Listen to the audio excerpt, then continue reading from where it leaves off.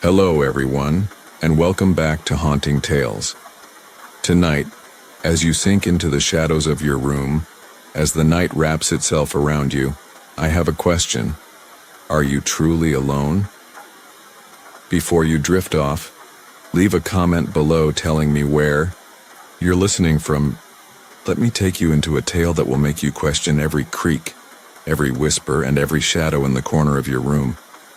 I never believed in ghosts. Never. That was until I moved into the old house on Elm Street, the one everyone in town whispered about but no one dared to live in. I had been looking for a place for months, and when I saw the listing, I figured it would be perfect. The price was too good to pass up. It was a large, sprawling Victorian with creaky wooden floors, high ceilings, and just the right amount of charm, if you could ignore the rumors that clung to it like cobwebs.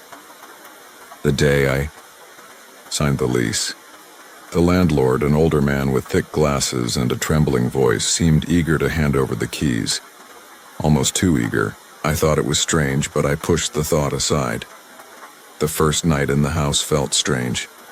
It was eerily quiet, the kind of quiet that presses against your ears, suffocating, as if the world outside had forgotten you were there. I told myself it was the house settling. After all, it was old. But as the night wore on, things started to feel off. I lay in bed, staring at the ceiling, listening to the silence. And then from the floor below me, I heard it. A soft, almost imperceptible sound, like a slow, deliberate dragging. I tensed, straining to hear. It came again, closer this time. Someone or something was moving in the dark, slowly making its way across the floor. I brushed it off. It had to be the house settling, the pipes groaning, or maybe the wind playing tricks on me, but the sound persisted, scraping along the floorboards with an unnerving rhythm. I sat up in bed, my heart pounding. I should have left then, should have packed my things and never looked back. But instead I stood up, my feet cold against the wooden floor, and walked to the door. I cracked it open and peered into the hallway. The air was heavy, like something was watching, waiting. The hallway was empty still, bathed in the dim light from the single bulb above, but the scratching, the dragging continued. It was coming from the basement. I hesitated. I wanted to ignore it, to lock myself in my room and pretend everything was fine. But something deep in my gut told me I needed to know what was happening. Grabbed a flashlight from my drawer, my hand shaking as I flicked it on. The beam of light cut through the darkness, casting long, dancing shadows on the walls. I stepped cautiously into the hallway, the floor creaking under my weight. The basement door was at the end of the hallway. It loomed there, dark and foreboding. The scratching was louder now, more insistent. Whoever or whatever was down there wanted me to come closer. I reached the door, my breath shallow and uneven. My hand hovered over the handle, but I couldn't bring myself to touch it. It was like my body was telling me, screaming at me not to open it. But my curiosity got the best of me. I turned the knob, and the door creaked open, the sound echoing through the house. The basement steps were steep, narrow, and covered in dust. I hesitated, but the scratching sound grew louder, urging me forward.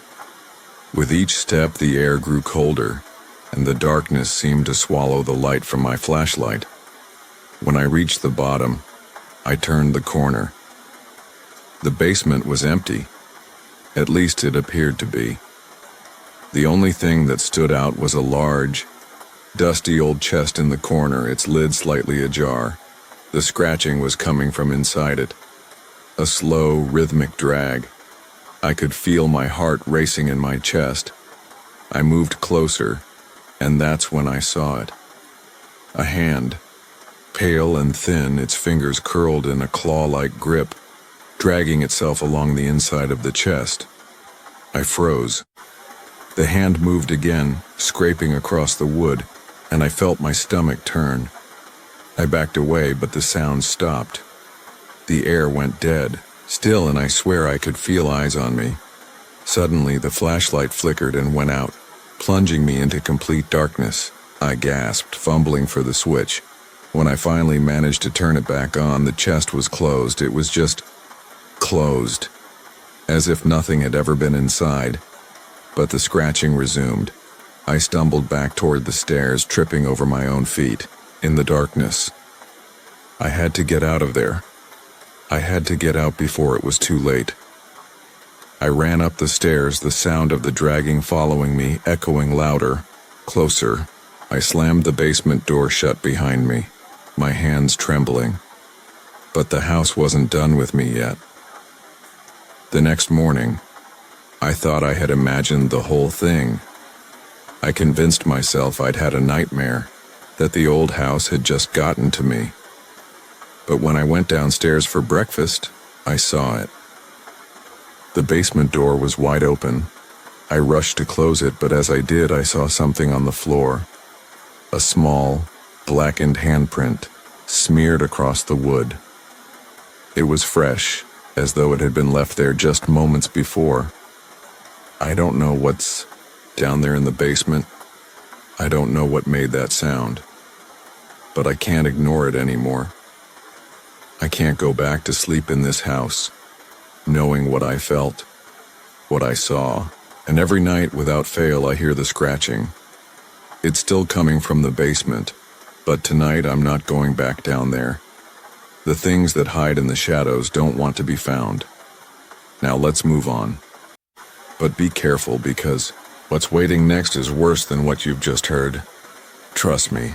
It was a late evening and I was sitting at my desk, the glow of my computer screen illuminating the darkened room. My mind had been consumed by thoughts of a recent tragedy, an accident that I couldn't escape. I couldn't shake the image of that crumpled car, the twisted metal, the scream that still echoed in my head. It was an accident, but it didn't feel like one. I'd been driving home when it happened, and everything had felt wrong from the start. The air had been thick, with tension, and the road seemed to stretch endlessly in front of me. My hands gripped the steering wheel, knuckles white as I pushed my foot harder on the accelerator. I needed to get home. I needed to forget. And then, out of nowhere, the headlights illuminated a figure standing in the middle of the road. I slammed on the brakes, the car skidding across the pavement. The screeching tires and the sound of metal tearing through the air were the last things I remembered before everything went black. When I came to, I was standing on the side of the road. The car was gone, and the figure, whoever it was nowhere to be found. I had checked the entire area. No sign of anyone, no skid marks, no wreckage. Just the empty, desolate stretch of road. That was when I began to wonder if I had imagined it all. But now, in the silence of my dark room, I wasn't so sure. I heard a knock at the door. At first, I dismissed it. It must have been the wind or the house settling. But the knock came again, harder this time, insistent. I got up and walked toward the door, my footsteps heavy against the hardwood floor. My heart raced, and a chill spread across my skin. There was something unsettling about the knock, something that made the hairs on the back of my neck stand on end. When I opened the door, there was no one there. But as I stepped into the hallway, I saw it. A figure standing at the end of the corridor, silhouetted in the dim light. It was the same figure I had seen that night, the one who had been in the road. I froze. My mind screamed for me to turn and run, but my body refused to obey. The figure didn't move, didn't speak. It just stood there, its dark shape blocking the way. I could feel my pulse pounding in my throat, each beat making it harder to breathe. My eyes locked onto the figure, but it didn't feel like it was watching me. It was as if it was waiting for me to make the first move. I backed away, slowly, my legs trembling. The figure remained motionless. But then, as I turned to retreat, I heard a whisper, soft, almost imperceptible. "You shouldn't have stopped." I spun around, but the figure was gone. There was no one at the end of the hallway. The space was empty. My mind raced. I hadn't imagined it. I couldn't have. The whisper still lingered in the air as though it had come from right behind me. My breath came in quick, shallow gasps. I reached for the light switch, but it flickered and died before I could turn it on. The hallway plunged into darkness. I stumbled back toward my room, my heart hammering. I slammed the door shut behind me, locking it as if that would make a difference. But it didn't. The whispers came again, faint at first, but growing louder. "You shouldn't have stopped." I collapsed onto the bed, my mind spinning. I couldn't escape it. The memory of that night, of the figure in the road, had come back to haunt me. And now it seemed it wasn't going to let me forget. I tried to tell myself it was just my imagination, that I was just tired from everything that had happened. But the sound of those whispers, the figure in the hall, it felt too real. I closed, my eyes trying to block it out, but the whispers only grew louder.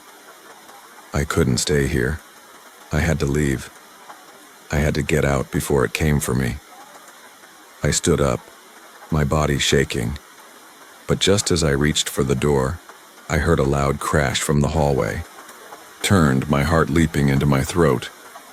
The figure was there again, standing in the doorway. This time it wasn't still. It was moving toward me slowly, its dark shape getting closer, its form blurring, twisting as it approached. I backed away, my legs giving out beneath me. The whisper came again, louder, more urgent. "You shouldn't have stopped." And then the figure spoke. Its voice was like gravel, harsh and cold, as if it had been buried under earth for too long. "Now you'll never leave." I didn't even try to scream. My voice caught in my throat, suffocated by fear. The figure took one more step toward me, and then everything went black. Sometimes the past doesn't stay buried. It waits. It follows. And when you think you've outrun it, when you think you've escaped, it will always find a way to catch up. Now, let's see where the next tale leads. I had always been fascinated by old houses, particularly those that seemed to have lived lives of their own. You know the type, the ones that were left standing long after they should have crumbled to dust, as though they were trying to hold onto something that wasn't meant to be kept. It was the kind of fascination that led me to buying an old forgotten house on the edge of town. No one had lived there for decades, and it was well known that the place was haunted. The locals would whisper about it in hushed voices, telling stories of lights flickering in the windows, strange noises coming from the attic, and shadows moving on their own. But for me, it was a chance to bring something back to life, to restore the old beauty that had been lost. I didn't believe in ghosts, or so I told myself. The first few nights were uneventful. I was busy with renovations, repairing the cracked walls, sanding the wooden floors, and replacing the broken windows. But it didn't take long before I began to notice things. Small things at first. A creak from the attic in the dead of night, the faint sound of footsteps when I was sure I was alone. I shrugged it off as the house settling, or perhaps just my imagination running wild. But then, on the fourth night, things escalated. I had been working late, fixing a broken door frame, when I heard it, a sound so soft that at first I thought it was the wind. But then it came again, louder this time. A whisper, faint but unmistakable. "Come upstairs." I froze. My heart skipped a beat. No one else was supposed to be in the house. I had locked the doors behind me when I came inside. I stood still, listening intently. The house was quiet again. But then, The whisper came once more. "Come upstairs." Couldn't ignore it. The urge to investigate was overwhelming, and against my better judgment, I found myself walking toward the staircase. The air in the house seemed to shift as I climbed the stairs, the temperature dropping several degrees with each step. My breath became visible, swirling in the cold air around me. When I reached the top, I found myself standing in front of a ductor I hadn't noticed before. It was small, almost hidden, tucked away in the corner of the hallway. There was no handle, just a faint impression of something that had been there before. I reached for it, my hand trembling. The door was cold to the touch, and when I pushed, it creaked open, revealing a small, dimly lit room. The air in the room was thick, almost suffocating, as if the walls were holding something in, something that didn't want to be found. I stepped inside. The floor creaked under my weight, and I glanced around the room. It was empty, save for a large, full-length mirror on the far wall. The mirror was old, its edges tarnished with age. It was strange, almost unsettling. I walked toward it, my reflection distorted in the dim light. The glass was cracked in several places, but there was something about it that made my stomach tighten. I leaned closer, staring into the fractured surface, and then something moved. I jerked back, my heart pounding in my chest. For a split second, I thought I saw something behind me, something dark, shifting in the shadows. I spun around, but the room was still empty. The air had become heavier, suffocating. My reflection, however, was different. It was still there, staring back at me, but it wasn't quite right.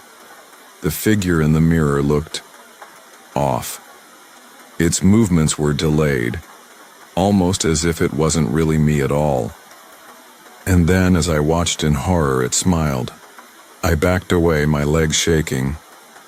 The reflection didn't stop smiling. It grinned wider, its teeth too sharp, its eyes too dark. It was no longer a mirror. It was something else entirely. Something that wanted me. I turned and fled from the room, my heart racing in my chest. The door slammed shut behind me with a deafening bang. I stumbled down the stairs, barely able to breathe. The whisper was back, this time louder and more urgent. Come back, come back. I didn't stop. I couldn't. My mind screamed at me to get out, to leave the house and never return.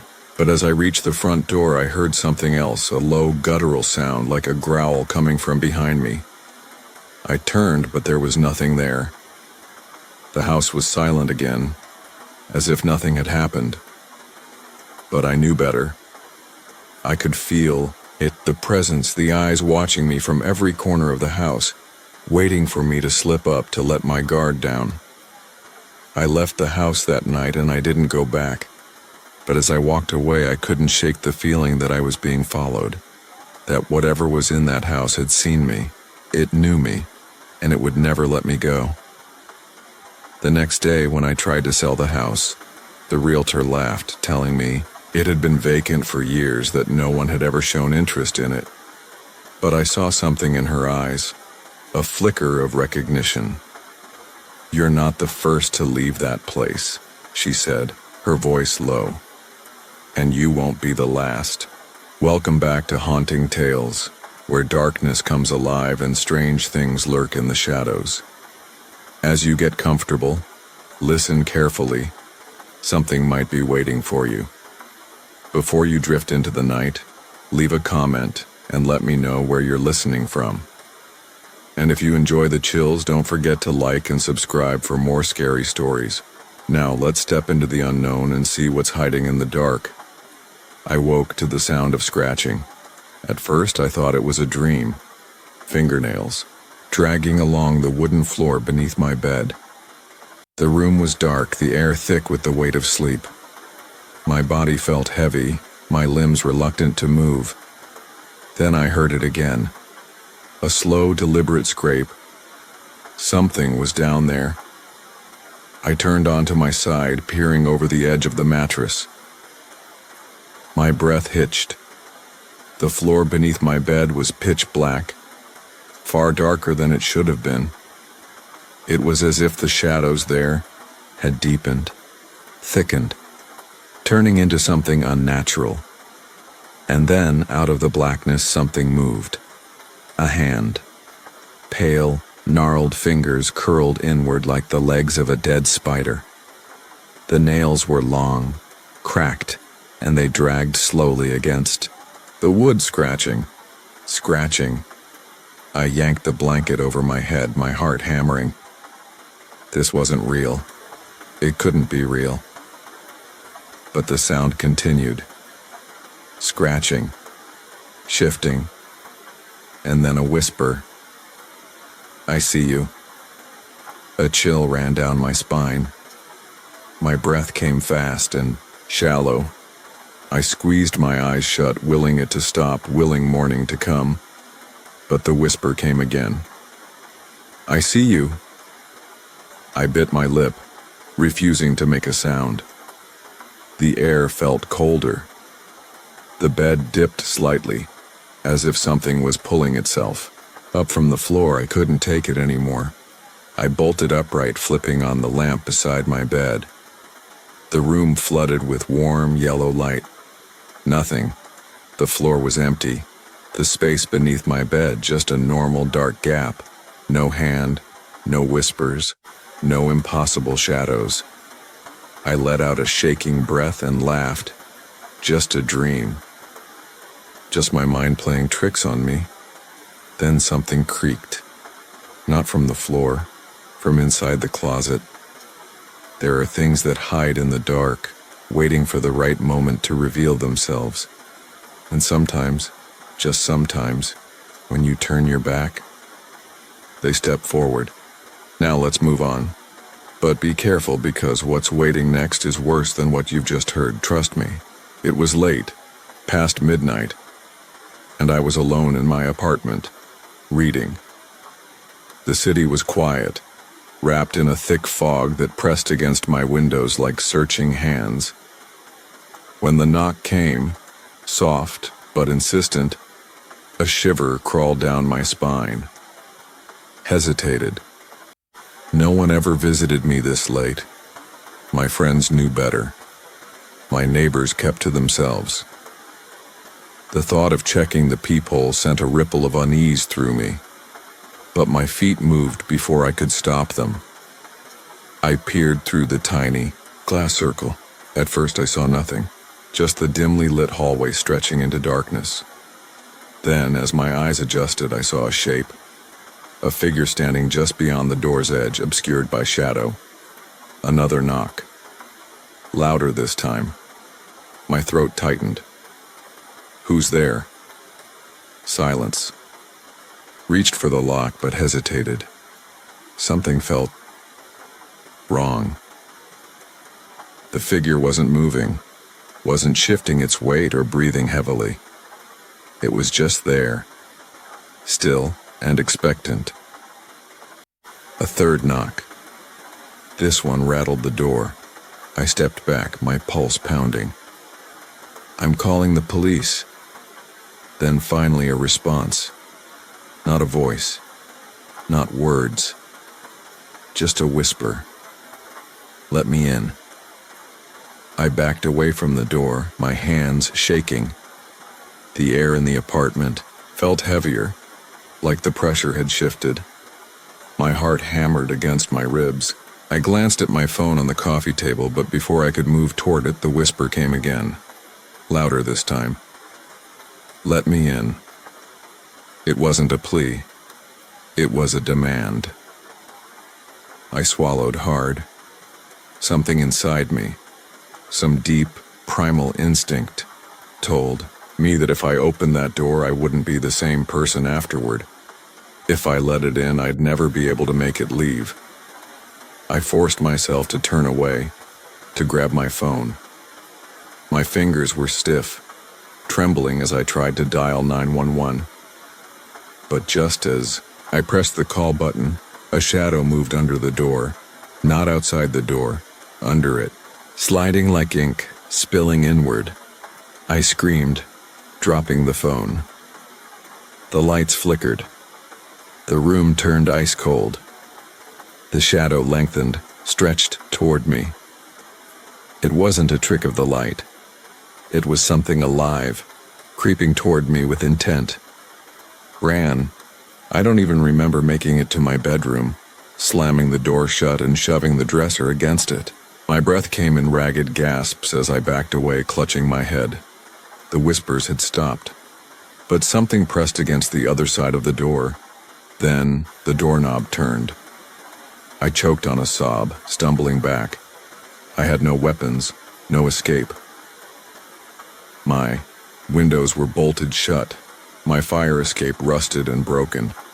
My only option was to wait, to pray the thing outside lost interest. The knob twisted harder, a slow creaking turn, and then silence. For minutes, maybe hours, I sat there, waiting, listening. Eventually, I worked up the courage to approach the door. My fingers hovered over the knob, barely touching it. That's when the whisper came again, right against my ear. I'm already inside. It was late, past midnight, and I was alone in my apartment, reading. The city was quiet, wrapped in a thick fog that pressed against my windows like searching hands. When the knock came, soft but insistent, a shiver crawled down my spine. Hesitated. No one ever visited me this late. My friends knew better. My neighbors kept to themselves. The thought of checking the peephole sent a ripple of unease through me, but my feet moved before I could stop them. I peered through the tiny glass circle. At first I saw nothing, just the dimly lit hallway stretching into darkness. Then, as my eyes adjusted, I saw a shape, a figure standing just beyond the door's edge, obscured by shadow. Another knock. Louder this time. My throat tightened. Who's there? Silence. Reached for the lock, but hesitated. Something felt wrong. The figure wasn't moving, wasn't shifting its weight or breathing heavily. It was just there, still and expectant. A third knock. This one rattled the door. I stepped back, my pulse pounding. I'm calling the police. Then finally a response. Not a voice, not words, just a whisper. Let me in. I backed away from the door, my hands shaking. The air in the apartment felt heavier, like the pressure had shifted. My heart hammered against my ribs.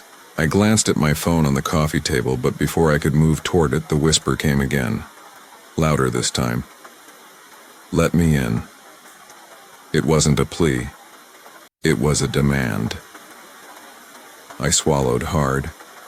Something inside me, some deep, primal instinct, told me that if I opened that door, I wouldn't be the same person afterward. If I let it in, I'd never be able to make it leave. I forced myself to turn away, to grab my phone. My fingers were stiff, trembling as I tried to dial 911. But just as I pressed the call button, a shadow moved under the door, not outside the door, under it, sliding like ink, spilling inward. I screamed, dropping the phone. The lights flickered. The room turned ice cold. The shadow lengthened, stretched toward me. It wasn't a trick of the light. It was something alive, creeping toward me with intent.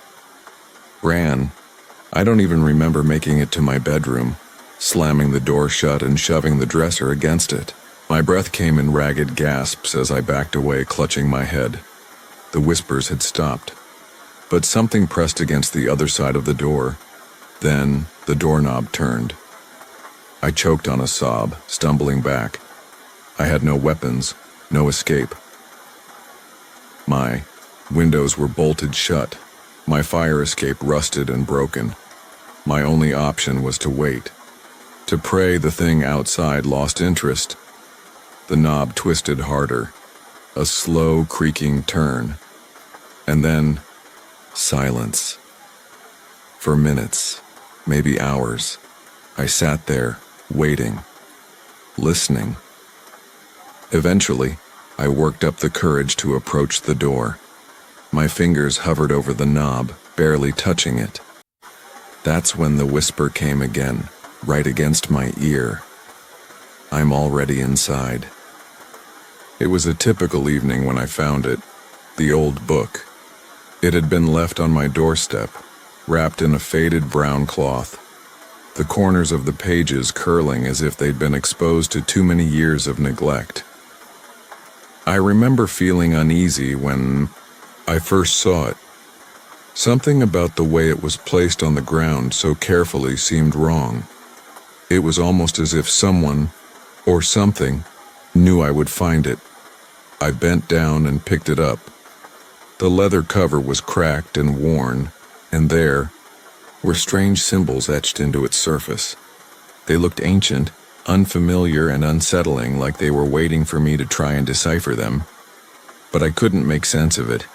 I didn't want to open it. My instincts screamed at me to leave it alone, to take it to the police, to burn it even.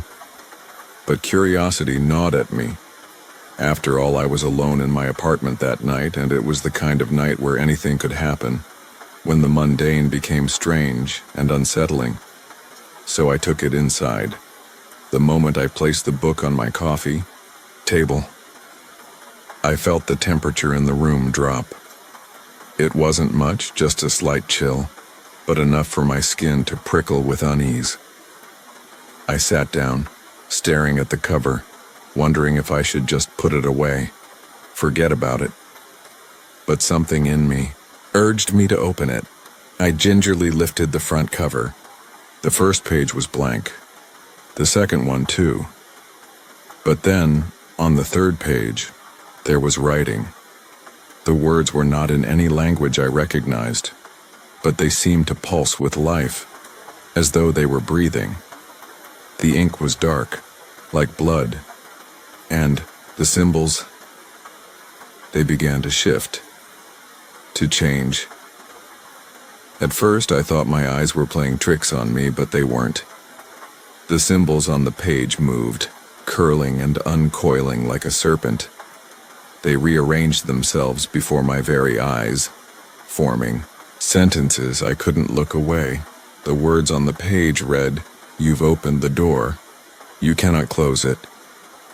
A cold shiver ran down my spine. I slammed the book shut, but the message didn't leave. It lingered in my mind, echoing in my ears. I tried to shake it off, telling myself I was just being dramatic. I had to be, but I couldn't ignore the growing sense of dread gnawing at me, creeping in like the shadows around my room. I glanced at the clock, 1:45 a.m. I needed sleep.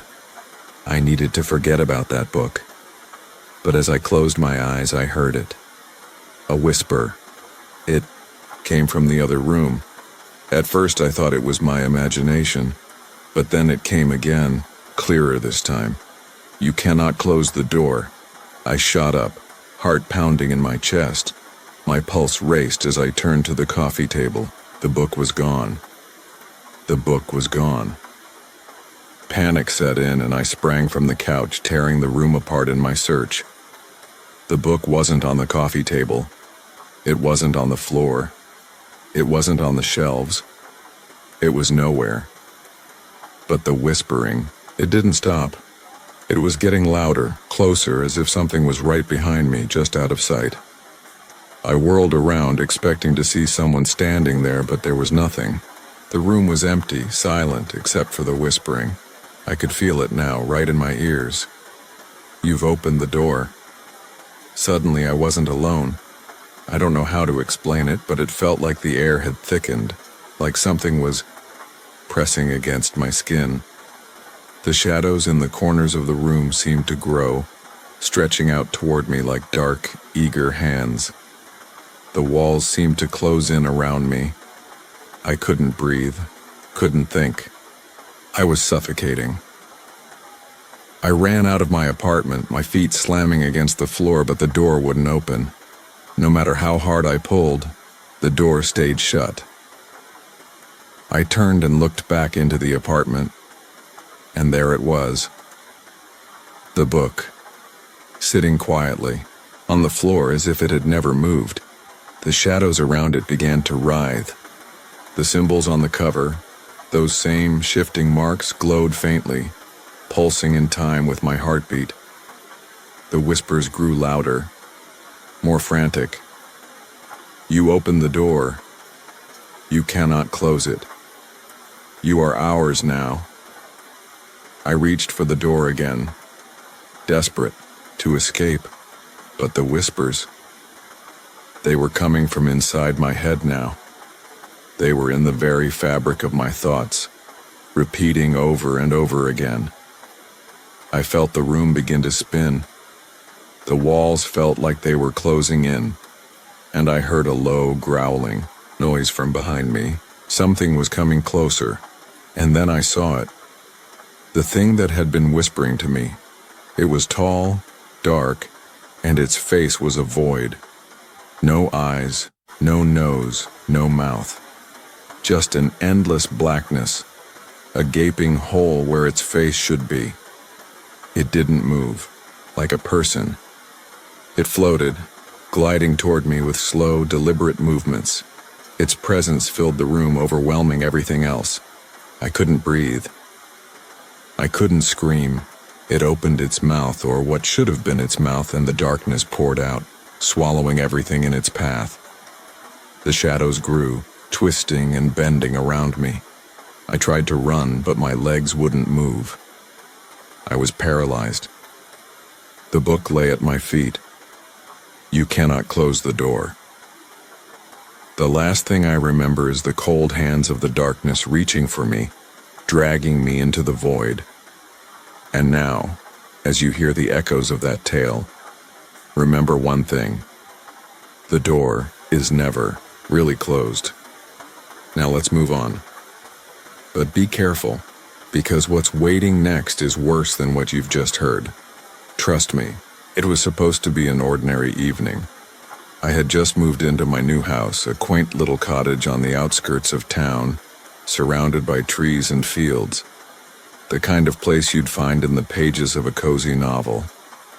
I didn't expect anything unusual, but of course the moment you expect the ordinary, life has a way of surprising you. The house was quiet when I arrived, eerily so. There were no sounds of birds outside, no hum of traffic in the distance, just the soft rustling of the wind through the trees. At first, I thought it was the isolation, the unfamiliarity of the place. But something about the silence unsettled me. I had spent the entire day unpacking, setting up my things in this peaceful little haven, and by evening I was exhausted. I had planned to spend my first night here reading a book and relaxing, but I couldn't shake the strange feeling that something wasn't right. The house was old, that much was clear. The walls creaked and groaned with every gust of wind, the floorboards were warped in places, and the wallpaper in the hallway had started peeling at the edges. Nothing I couldn't fix, though. I found an old armchair in the living room and settled into it, a cup of tea in hand, ready to unwind.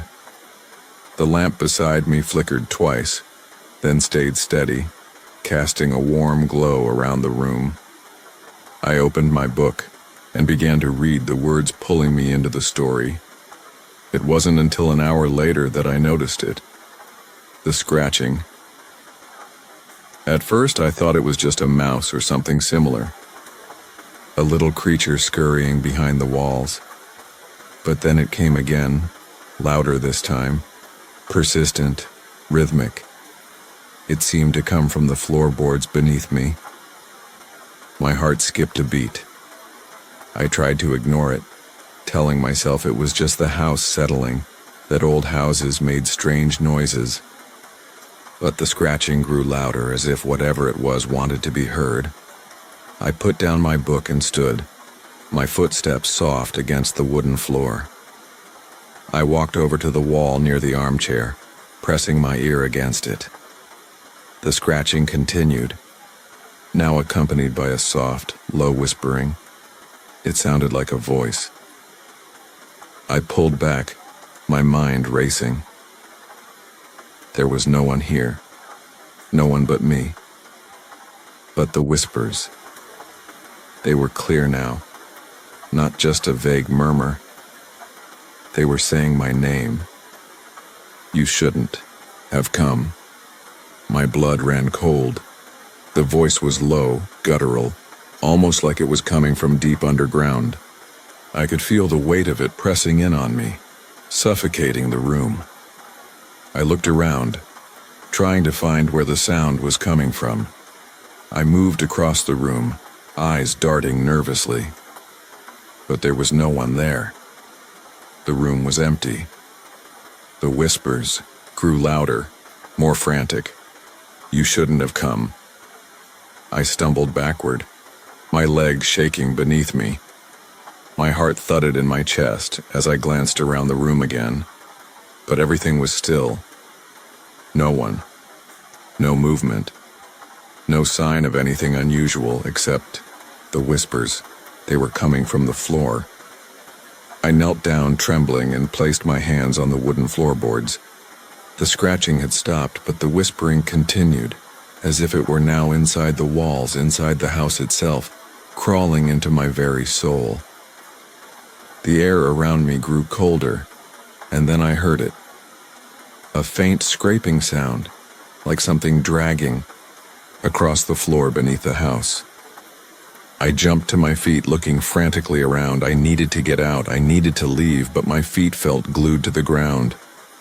The room spun around me as the temperature dropped, sending a chill into my bones. And then I heard the door creak. I turned to see the front door slowly inching open by itself. My heart pounded in my chest. The whispers grew louder, clearer. It's here. The door was fully open now, swinging back and forth as though something had just passed through. I tried to step forward, but my legs wouldn't move. I was frozen in place. Something was waiting for me outside. I couldn't take it anymore. I bolted for the door, but when I crossed the threshold, the world outside wasn't the same. The air was thick, heavy with an oppressive darkness that swallowed the light. The trees loomed like black giants, casting twisted shadows that reached for me. And then I saw it. A figure standing motionless just beyond the yard. It was tall, too tall, its features blurred by the night. The only thing I could make out was the way its eyes glowed, bright white orbs that pierced through the darkness, locked onto me with an intensity that made my breath catch in my throat. I wanted to scream, but no sound came out. The figure moved, just a little, but that was enough. I stumbled backward, my hand scrabbling for the door to slam shut. I made it inside and locked the door, but the scratching resumed, louder now, as if something was trying to claw its way in. And the whispers, they hadn't stopped. You shouldn't have come. I backed away from the door, my back against the wall. The room felt smaller, suffocating. Every time I thought the whispers had faded, they would start again, louder, more desperate. You shouldn't have come. Grabbed my phone, hands shaking, and tried to call for help. But the moment I pressed the dial button, the screen flickered. The signal dropped. The whispering came again, this time from inside the room. It's too late. I turned, and there it was, standing in the corner of the room, its eyes glowing brighter than ever. I was too terrified to move, too scared to breathe. I wanted to scream, but the room had closed in around me, swallowing all sound. It stepped closer, You shouldn't have come. And then, the room was silent. Everything was still. Too still. Now, as the echo of that tale fades, remember this. Once you've opened the door, you can't just leave. And in the next tale, you'll realize just how true that is. I had always believed in logic and reason. The world made sense to me in its structure. The sun rose, the sun set, people lived, and people died. But when I moved into this apartment, everything I thought I knew about reality began to unravel. Started with the smell. It wasn't strong at first, just a faint scent of something musty like old books or damp wood. I didn't think much of it at first. The apartment was in an older building, and I figured it was just the result of age. The first night was uneventful, but by the second, the smell had become more distinct. It wasn't mildew or dust, it was something else, something rotten. I thought I was imagining things. It was easy to do that, in a new place, especially after a long day of moving in. But by the third night I could smell it even when I wasn't in the apartment. It followed me, clinging to my clothes and skin, wrapping itself around me like a suffocating fog. No matter how many times I opened the windows, the smell never seemed to leave. The apartment itself was old. There was no denying that. The floorboards creaked with every step I took, and the walls had a faint stain of age to them. But there was more to it than just old. It felt wrong, like something was out of place. It wasn't until the strange noises began that I truly started to feel unsettled. It was subtle at first, just a soft scraping like fingernails dragging across the walls in the dead of night. But it wasn't long before the noises became more frequent, more insistent, scratching, scurrying like something, no, someone, was trying to get out. One night, I was lying in bed, wide awake as usual. The scratching started again, louder, this time. It came from somewhere inside the wall, somewhere close. I tried to tell myself it was just the pipes, but the sound, it was too deliberate, too intentional. I decided to investigate. I grabbed my flashlight and walked through the apartment, checking the walls, the corners, looking for any sign of where the noise was coming from. As I moved through the hallway, I passed by the closet, the one I hadn't yet bothered to unpack. The door was slightly ajar, and for a brief moment I thought I saw something inside. It was just a flicker, nothing substantial, but it caught my attention. Curiosity got the better of me. I opened the closet door and shone my flashlight inside. The shelves were empty, save for a few boxes stacked haphazardly in the back. But then, my beam of light fell upon something that made my blood run cold. A door. At the back of the closet was a small, unmarked door, barely wide enough to fit through. It was made of old wood, warped and weathered, the edges darkened by what looked like years of neglect. I stared at it for a long moment, unsure of what I was seeing. There was no way this could be real. There was no door here when I moved in. I would have noticed. I would have. The scratching started again, louder, frantic, as though something or someone was desperate to get out.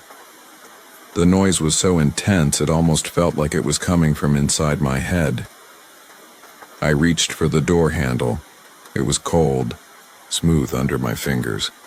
For a brief moment I hesitated. Was this a mistake? Was I about to do something I'd regret? But the scratching, it wouldn't stop. It was driving me mad. I twisted the handle and opened the door. It was dark inside, pitch black, like the inside of a tomb. My flashlight flickered and sputtered, casting only brief glimmers of light into the void. But there was something there. Something, in the darkness, something watching me. My heart pounded as I stepped forward, the floor creaking under my weight. The air was heavy, suffocating, and the smell of rot was even stronger now, overpowering. I tried to back away, but the door slammed shut behind me, trapping me in the small, claustrophobic space. I turned, heart racing, to face the dark. The flashlight died, leaving me in complete blackness. And then, I heard it. A voice. It was soft at first, almost a whisper, but as it grew louder, I could hear it more clearly. It was low, guttural, and full of malice. You shouldn't have opened the door. I froze. My breath caught in my throat, but I couldn't move. I couldn't even scream. The air in the room had turned freezing, and I could see my breath fogging in front of me. The scratching started again, louder than before, but now it was accompanied by a strange wet sound, like something dragging itself across the floor. My pulse quickened as the whispers grew louder, more frantic. You shouldn't have opened the door. I stumbled backward, my hands groping for anything to hold on to, but there was nothing. Just darkness and the sound of something moving, something closing in on me. And then, the lights flickered back on, blinding me for a moment. When my vision cleared, I found myself standing in a different place entirely. I wasn't in the closet anymore. I was in a room, cold, damp, and filled with the smell of decay. The walls were covered in scratches, deep gouges, like something had tried to claw its way out. And in the center of the room stood a figure, tall, gaunt, with hollow eyes that glowed faintly in the dim light. I tried to scream, but my voice wouldn't come. The figure stepped forward, its limbs jerking unnaturally as it moved closer. The air around me grew colder, and I could feel the weight of its presence pressing down on me. You shouldn't have opened the door. The figure reached out, its fingers long and skeletal, and I could feel a sharp, burning pain as it brushed against my skin. The darkness in the room deepened, and for a moment I thought I was going to lose consciousness.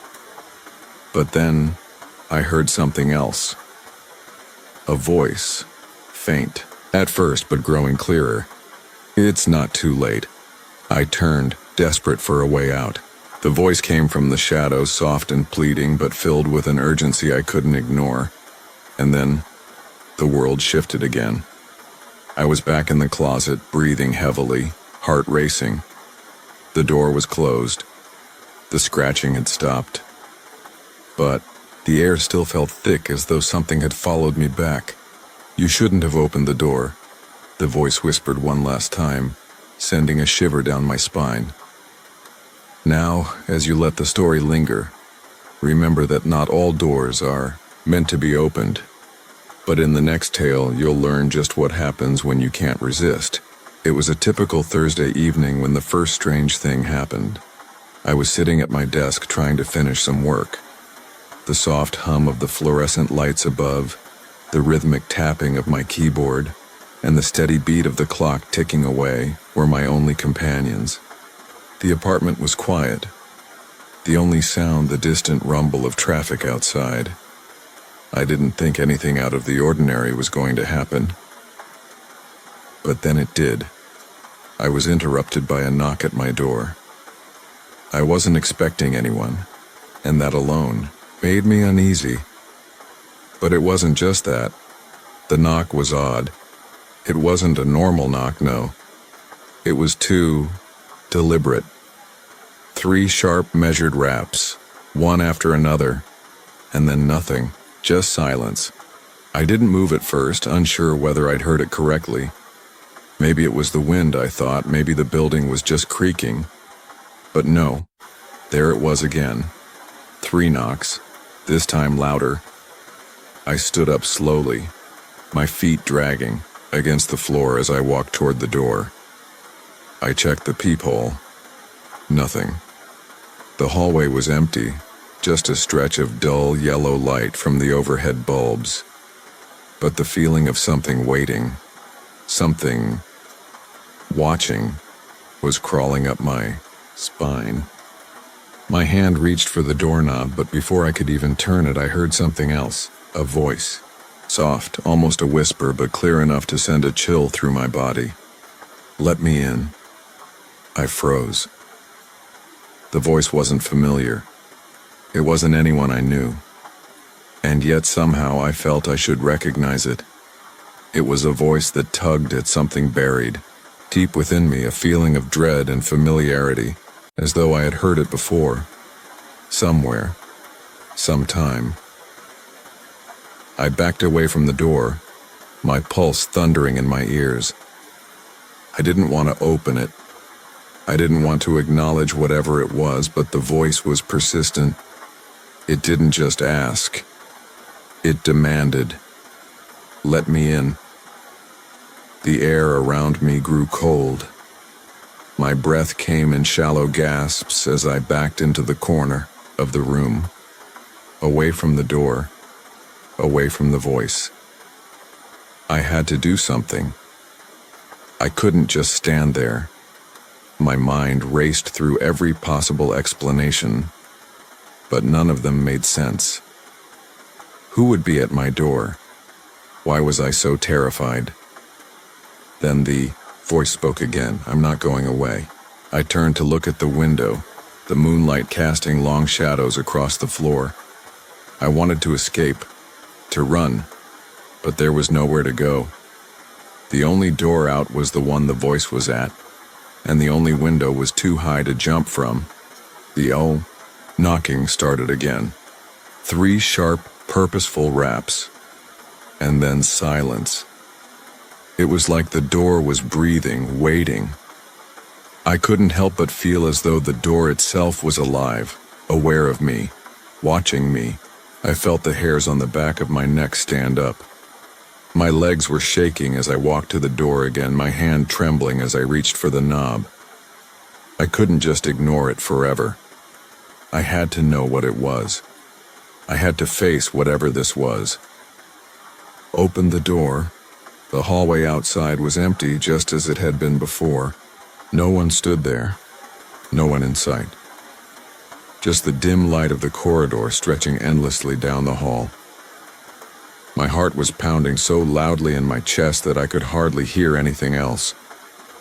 I stepped out into the hallway, feeling the chill of the airbrush against my skin, and I closed the door behind me. I should have never done that.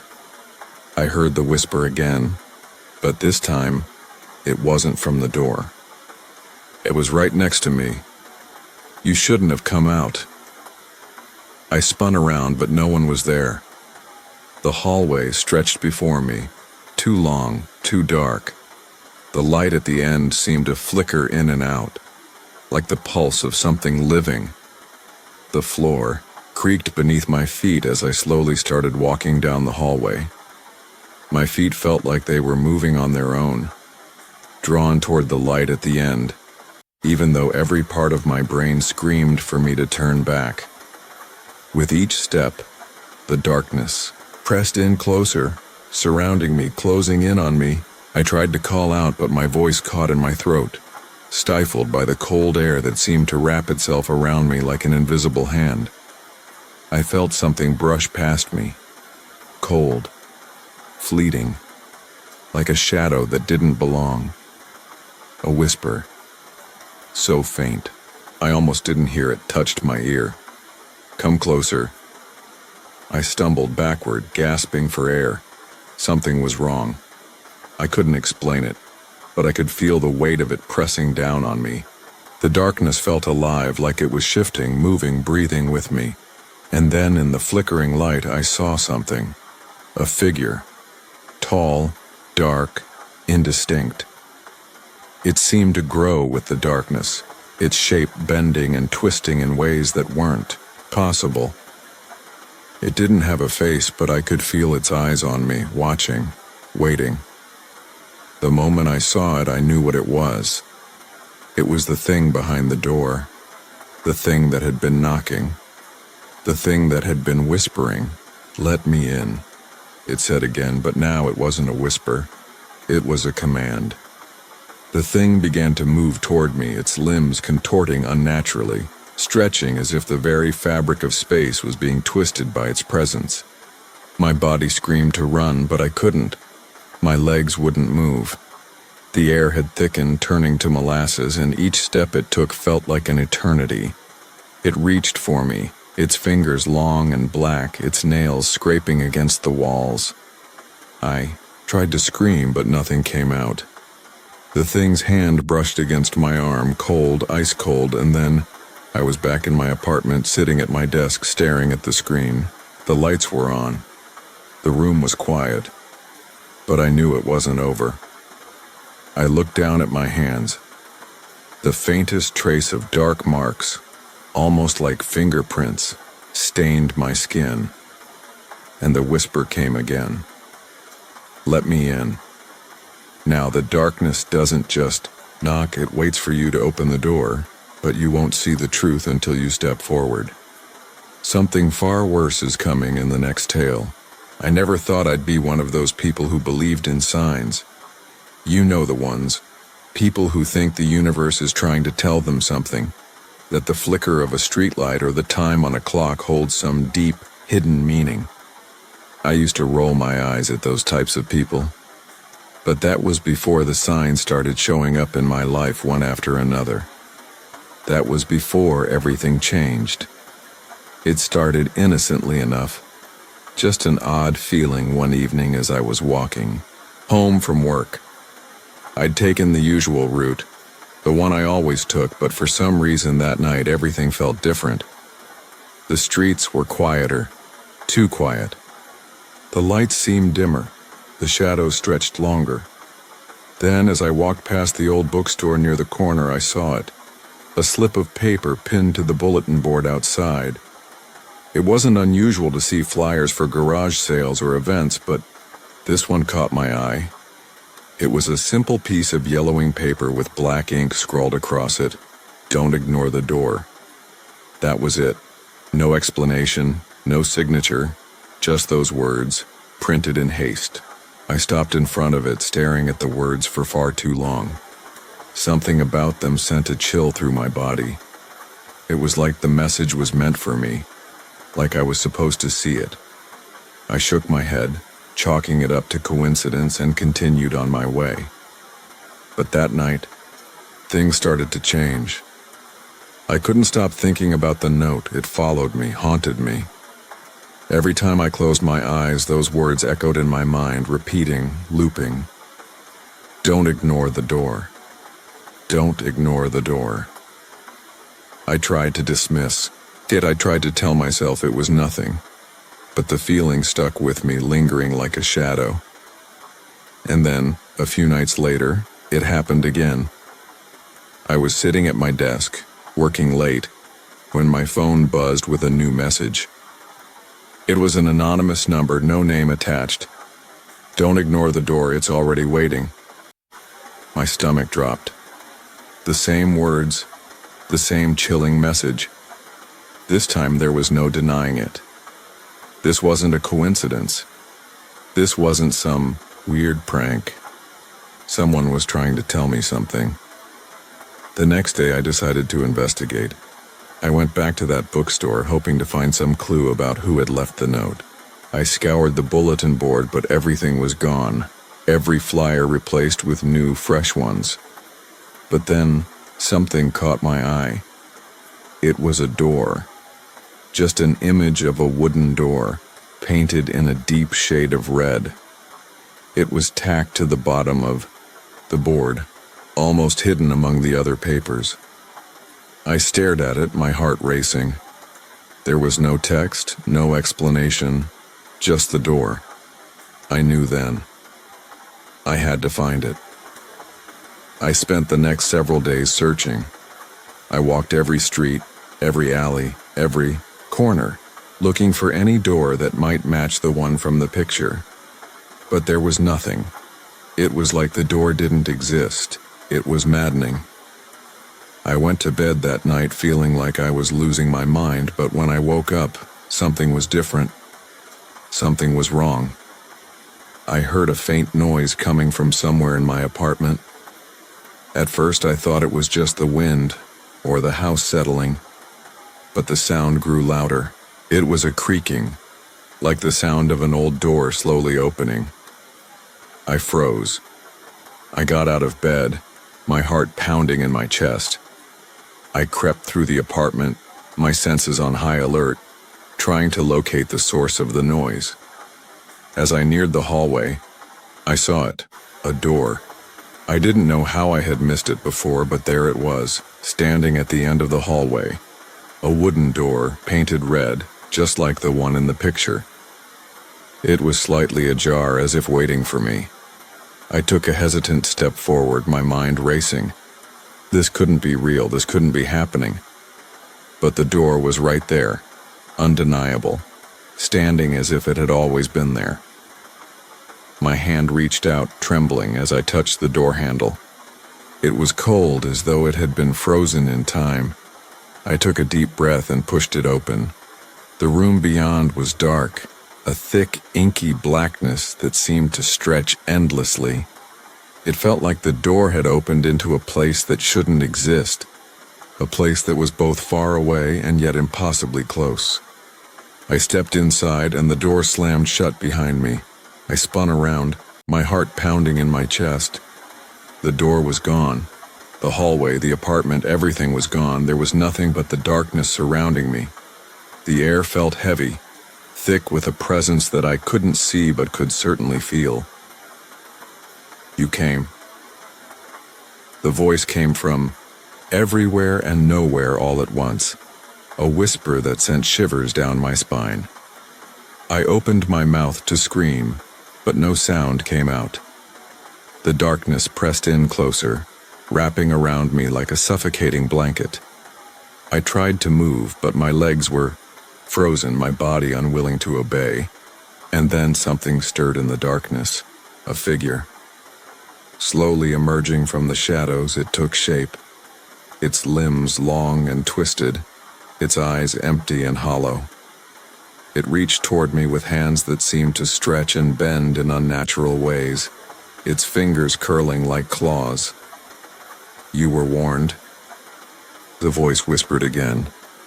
I stumbled backward, my mind racing.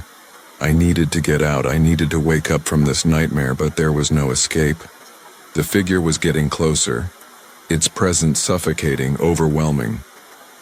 I closed my eyes, my heart hammering in my chest, and prayed that when I opened them again, this would all be over. But when I opened my eyes, I was back in my apartment, standing in the hallway. The door was gone. Everything was normal except the fear, the overwhelming, suffocating fear that still lingered in the air. I couldn't shake the feeling that something had changed, that whatever I had just seen, whatever I had just felt was still with me. Don't ignore the door. The words echoed in my mind once more, and I realized the truth. I hadn't been warned, I had been chosen. The door will always find you, waiting patiently in the dark.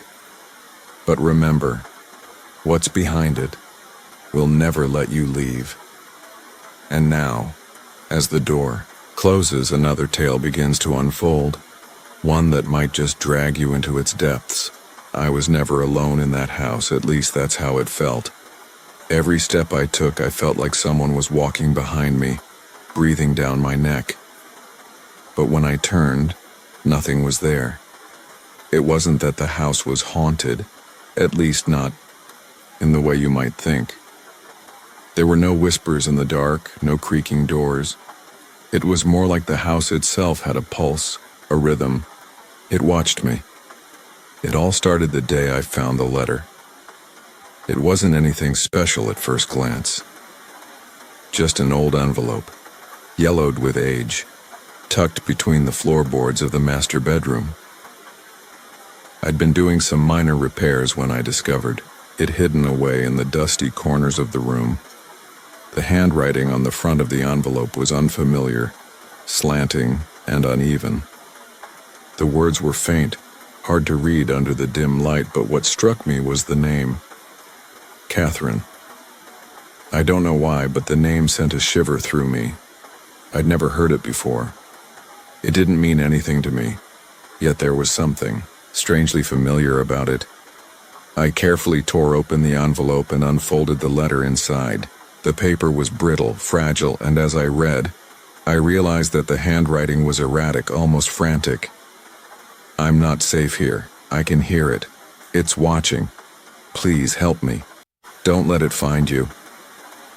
I froze, my heart thudding in my chest. The words made no sense. Who was Catherine? What was she talking about? I set the letter down and stood there staring at it, my mind racing. The house around me was eerily still, but the longer I stood there, the more I began to feel wrong. The hairs on the back of my neck stood up, a chill creeping down my spine.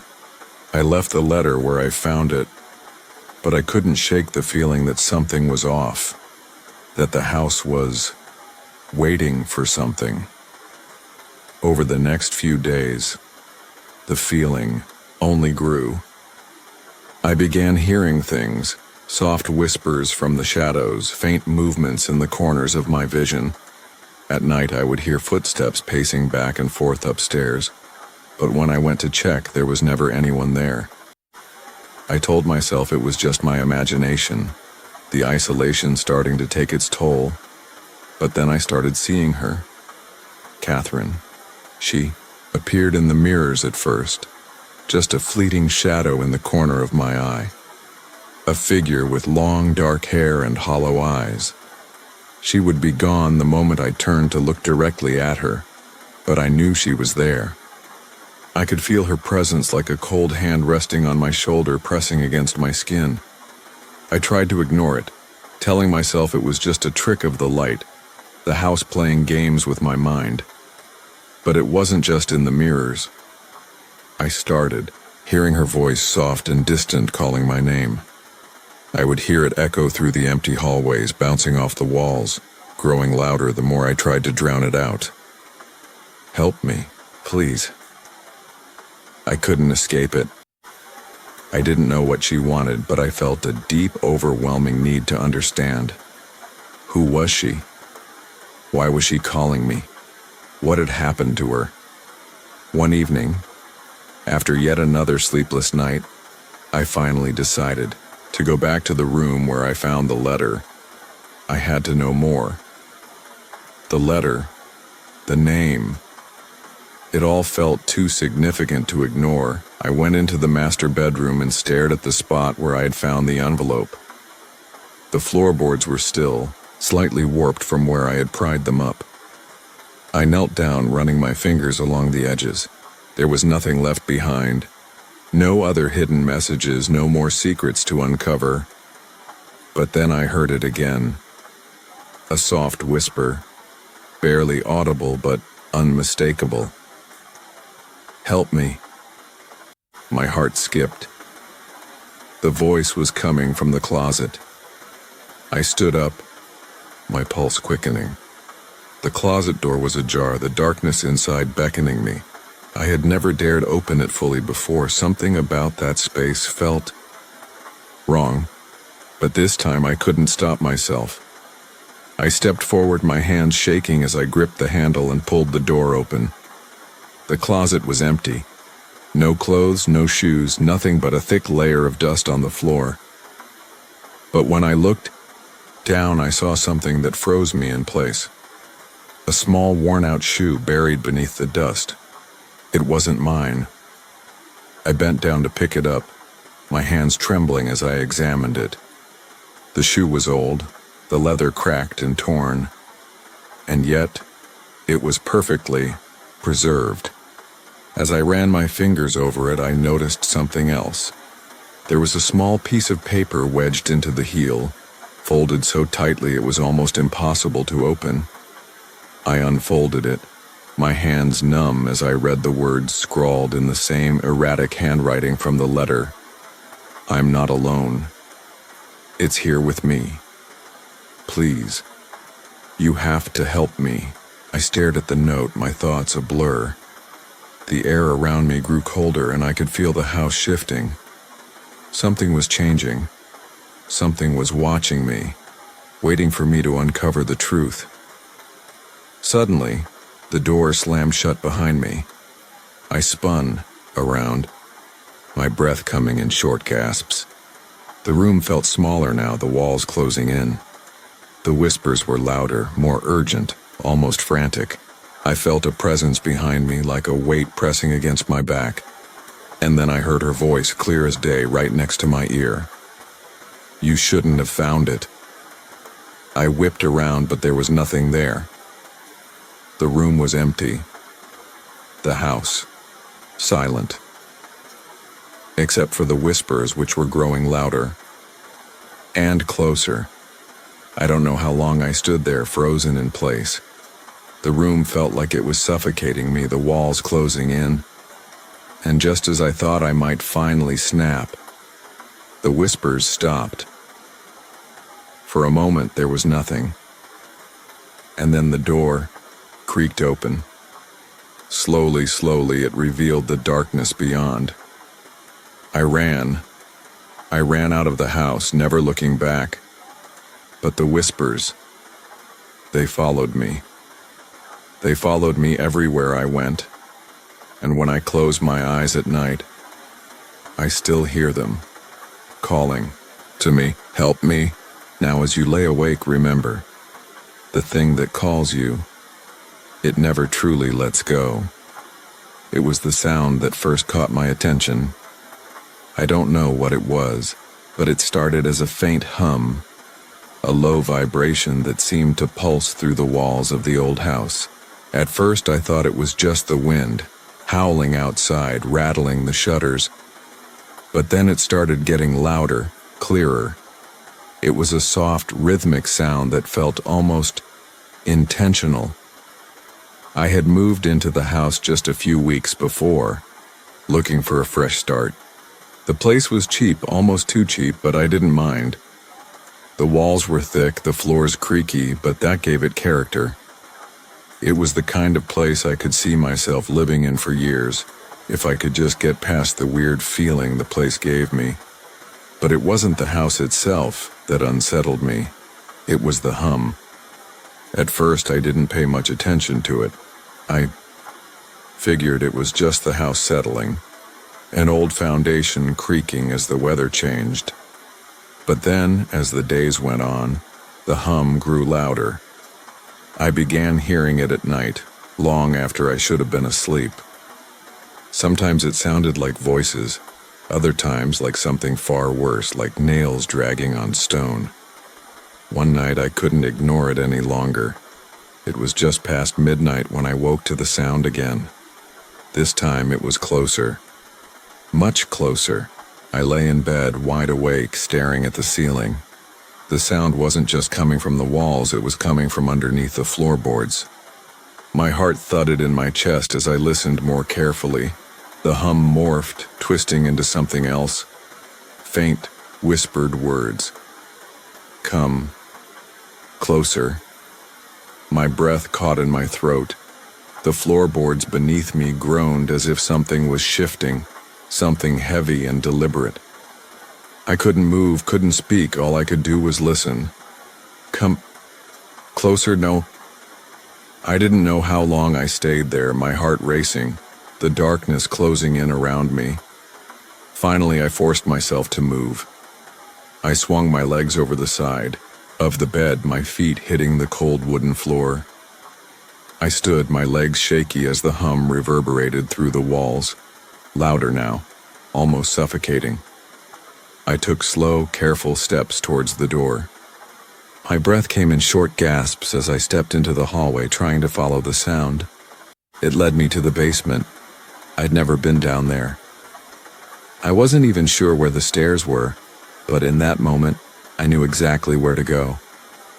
My legs moved of their own accord, as if the house was pulling me down, drawing me closer. I reached the basement door, my hand hovering over the knob. It was cold, the metal slick under my fingers. As I twisted the handle, the door creaked open, revealing the stairwell beyond. The smell hit me first, damp, musty, like something old and forgotten. I descended slowly, every step feeling like an eternity. The hum grew louder, clearer. I could feel it vibrating in my chest now, as though it was coming from the very bones of the house. When I reached the bottom, I froze. The basement was empty, save for a small wooden chest in the far corner. It was old, covered in dust, the wood dark and stained with age. The hum seemed to emanate from it, pulsing in time with my racing heartbeat. I didn't know why, but something compelled me to move towards it. I didn't want to open it. I didn't even know what was inside, but I had to. I knelt down, brushing the dust off the lid. The humming grew louder, more insistent. I reached for the latch, but just before my fingers made contact, the lid creaked open on its own. A thick, cold fog poured out from the chest, spilling across the floor. It smelled like decay, like something long buried. And then I saw it. A face. A twisted, contorted face stared up at me from inside the chest, its eyes wide with terror. The skin was pale, nearly translucent, and the features were distorted, as if it had been trapped there for centuries. But what struck me the most were the eyes, dark and empty, yet filled with an endless pleading. I jumped back, my heart pounding in my ears. The face grinned, a grotesque, twisted smile that stretched unnaturally wide. It spoke, though the words were garbled, distorted. "You shouldn't have opened it," I screamed, stumbling back towards the stairs, but the hum intensified, the sound deafening. The walls seemed to close in, the shadows stretching, twisting, reaching for me. I ran up the stairs, the voice echoing in my head, relentless. "You shouldn't have opened it." I slammed the door behind me, my breath coming in short, frantic gasps. The house was still. The hum was gone. But I knew, deep down, that it hadn't stopped. It was still there, waiting for me.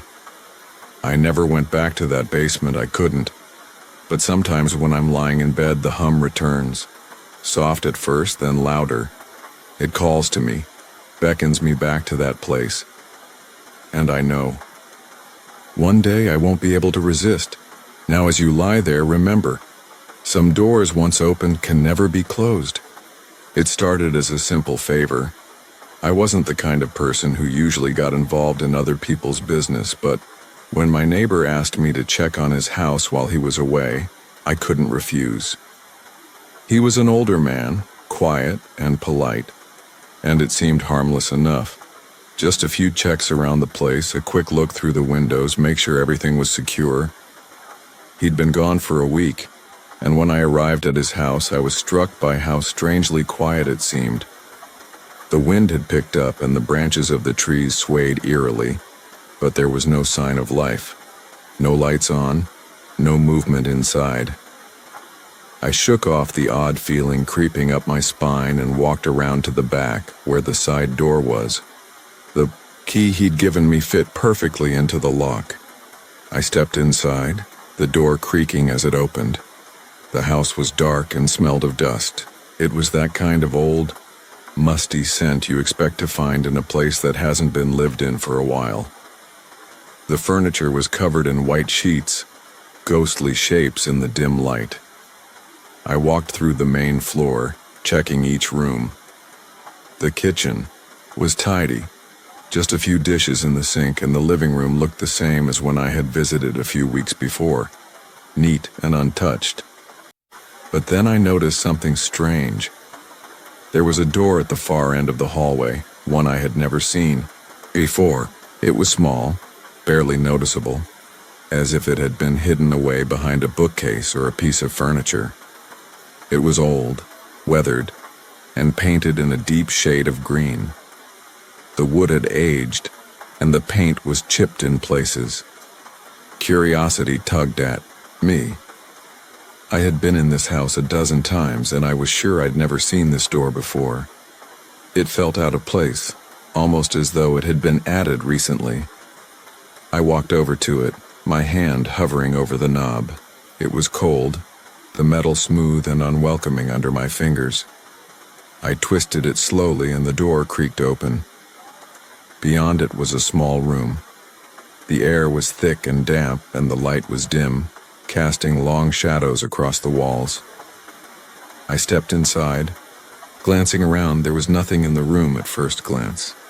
Just empty space, a dusty floor, and walls lined with strange symbols. They weren't drawn in paint or ink.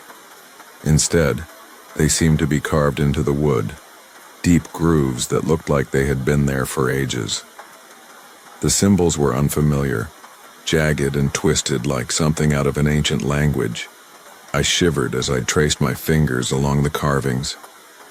Something about them felt wrong, as though they were alive, watching me. But there was something else in the room. Something I couldn't quite place. I turned slowly, scanning the space when my eyes landed on a small wooden chest in the corner. It was old, too, covered in dust and cobwebs. But there was something about it, something compelling. I walked over to it, my heart beating faster with every step. The chest seemed to call to me, a low hum vibrating in my bones. I knelt down, my hands trembling as I reached for the lid. As I touched it, I felt a chill in the air, a coldness that seemed to seep into my skin. I lifted the lid slowly, my eyes widening as I saw what lay inside.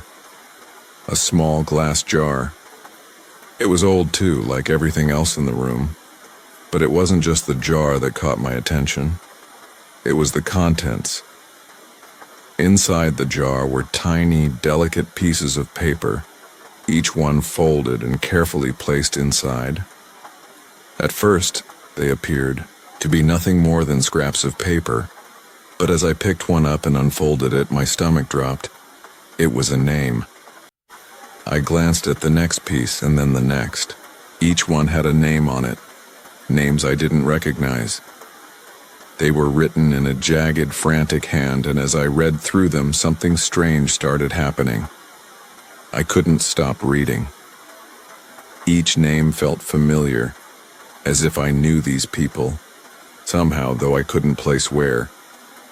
The more I read, the more a sense of dread built in my chest.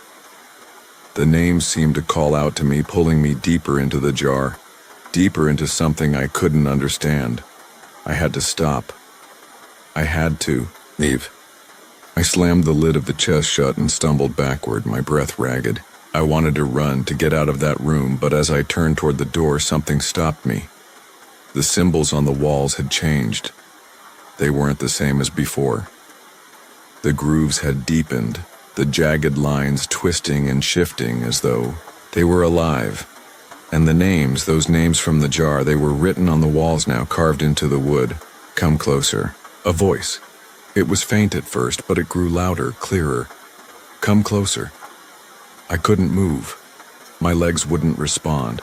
My body frozen in place as the air around me grew colder. The shadows in the room seemed to stretch, distorting, reaching. For me, you're part of it now. My heart raced and I bolted for the door. I flung it open and ran out of that room, slamming it behind me. The house felt different now. The hum was louder, more insistent, and the names, they followed me, echoing in my ears like a chant, like a prayer. I ran to the front door, desperate to leave, but when I opened it, I froze. The house was no longer the same. It had changed. The hallway stretched longer. The rooms seemed to move, rearranging themselves in ways that made no sense. The front door was gone. The walls seemed to close in on me, trapping me in a maze I couldn't escape. I screamed, but the sound was swallowed by the oppressive silence. And then I saw something in the corner of my eye, a figure standing in the doorway of one of the rooms. It was a man, tall and thin with hollow eyes that seemed to stare right through me. He didn't speak, but his presence was undeniable. You shouldn't have opened it. The voice was low, raspy, like dry leaves rustling in the wind. I backed, away, my heart pounding in my chest. The wall seemed to close in tighter, and the house itself felt alive, hungry. I turned to run again, but when I looked back, the man was closer. His grin stretched unnaturally wide, and I could feel the air grow heavier, thicker with the weight of something ancient, something trapped. I ran as fast as I could, not looking back, the shadows chasing me, the walls bending in on themselves, until I burst through the front door into the night. But as I stood outside, gasping for air, the sound of the house, the hum, the whispers, the laughter, it followed me. And I realized, with growing horror, that no matter how far I ran, I would never escape. I wasn't supposed to be in the house that night, but that didn't stop me. I'm not sure what it was that drew me in. Maybe it was the mystery of it all, or the fact that I knew no one else had dared to go inside in years. There had been rumors about the house for as long as I could remember. Some people said it was abandoned, that it had been empty for decades. Others said it was cursed, that no one who entered had ever come back the same. I had grown up hearing those stories, and as much as I told myself they were just tall tales, there was always something about that house that made my skin crawl. But tonight was different. Tonight I couldn't resist. The house sat at the end of a long, winding street, nestled between two large, looming trees that stretched their branches out like bony fingers. It looked like a place that time had forgotten, a bay, structure frozen in the past, its walls sagging with age and decay. The windows were covered in grime, the roof sagging as if the house itself was slowly sinking into the earth. I stood at the gate, staring at it, my breath visible in the cold night air. The silence was suffocating, pressing against me like a weight, urging me to turn around and leave, but I couldn't. I pushed the gate open with a loud creak and stepped into the yard. My footsteps were the only sound as I made my way up the cracked path to the front door. It wasn't locked. The handle turned easily beneath my hand, the door swinging open with a loud groan as if protesting my intrusion. Inside, it was darker than I had expected. The air was thick with dust, and the faint scent of mildew clung to everything. The floorboards creaked beneath my feet, as if the house itself was groaning in protest at my presence. I stepped into the foyer, my flashlight casting long shadows on the walls. The wallpaper was peeling, the once grand staircase now decaying, and weak. There was an unsettling stillness to the place, as if it were holding its breath. I walked further in, the beam of my flashlight sweeping across the room. Everything was old, covered in a thick layer of dust and neglect. But there was one thing that caught my eye, an old portrait on the far wall. It was a painting of a woman, her face pale and lifeless, her eyes empty and dark. The portrait was old, perhaps even older than the house itself. And yet, despite the years of neglect, the woman's eyes seemed too real, too alive. I took a step closer, unable to look away from her gaze. The longer I stared, the more unsettling it became, as if she were watching me, judging me. Then I heard it, a soft whisper, barely audible, coming from somewhere deep within the house. I froze, my heart pounding in my chest. My first instinct was to leave, to run out of the house and never look back. But something kept me rooted to the spot.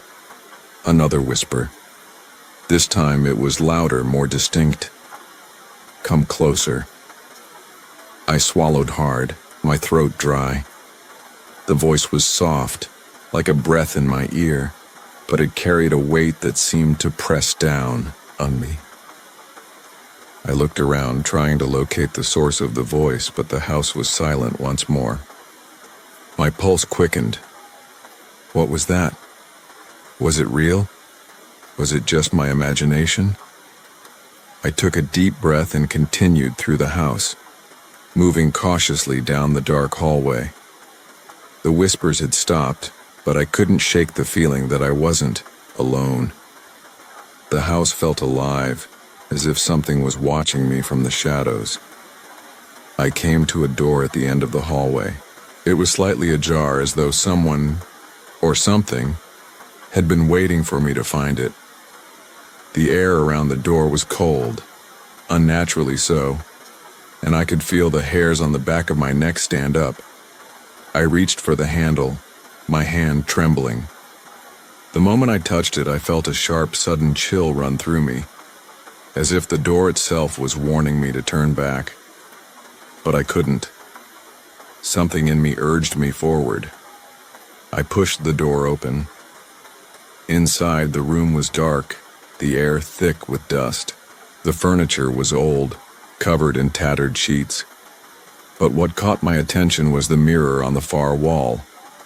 It was large, framed in dark wood, and covered in a thick layer of grime. But when I looked into the glass, I didn't see my reflection. Instead, I saw her, the woman from the portrait. She was standing in the room behind me, her pale face twisted into a sickly grin. Her eyes were wide, staring at me with a kind of hunger that made my blood run cold. I spun around, but the room was empty. I was alone. I turned back to the mirror. She was still there, still staring at me with that horrifying grin. But something had changed. Her reflection was moving. Her mouth opened and she whispered again, "You shouldn't have come."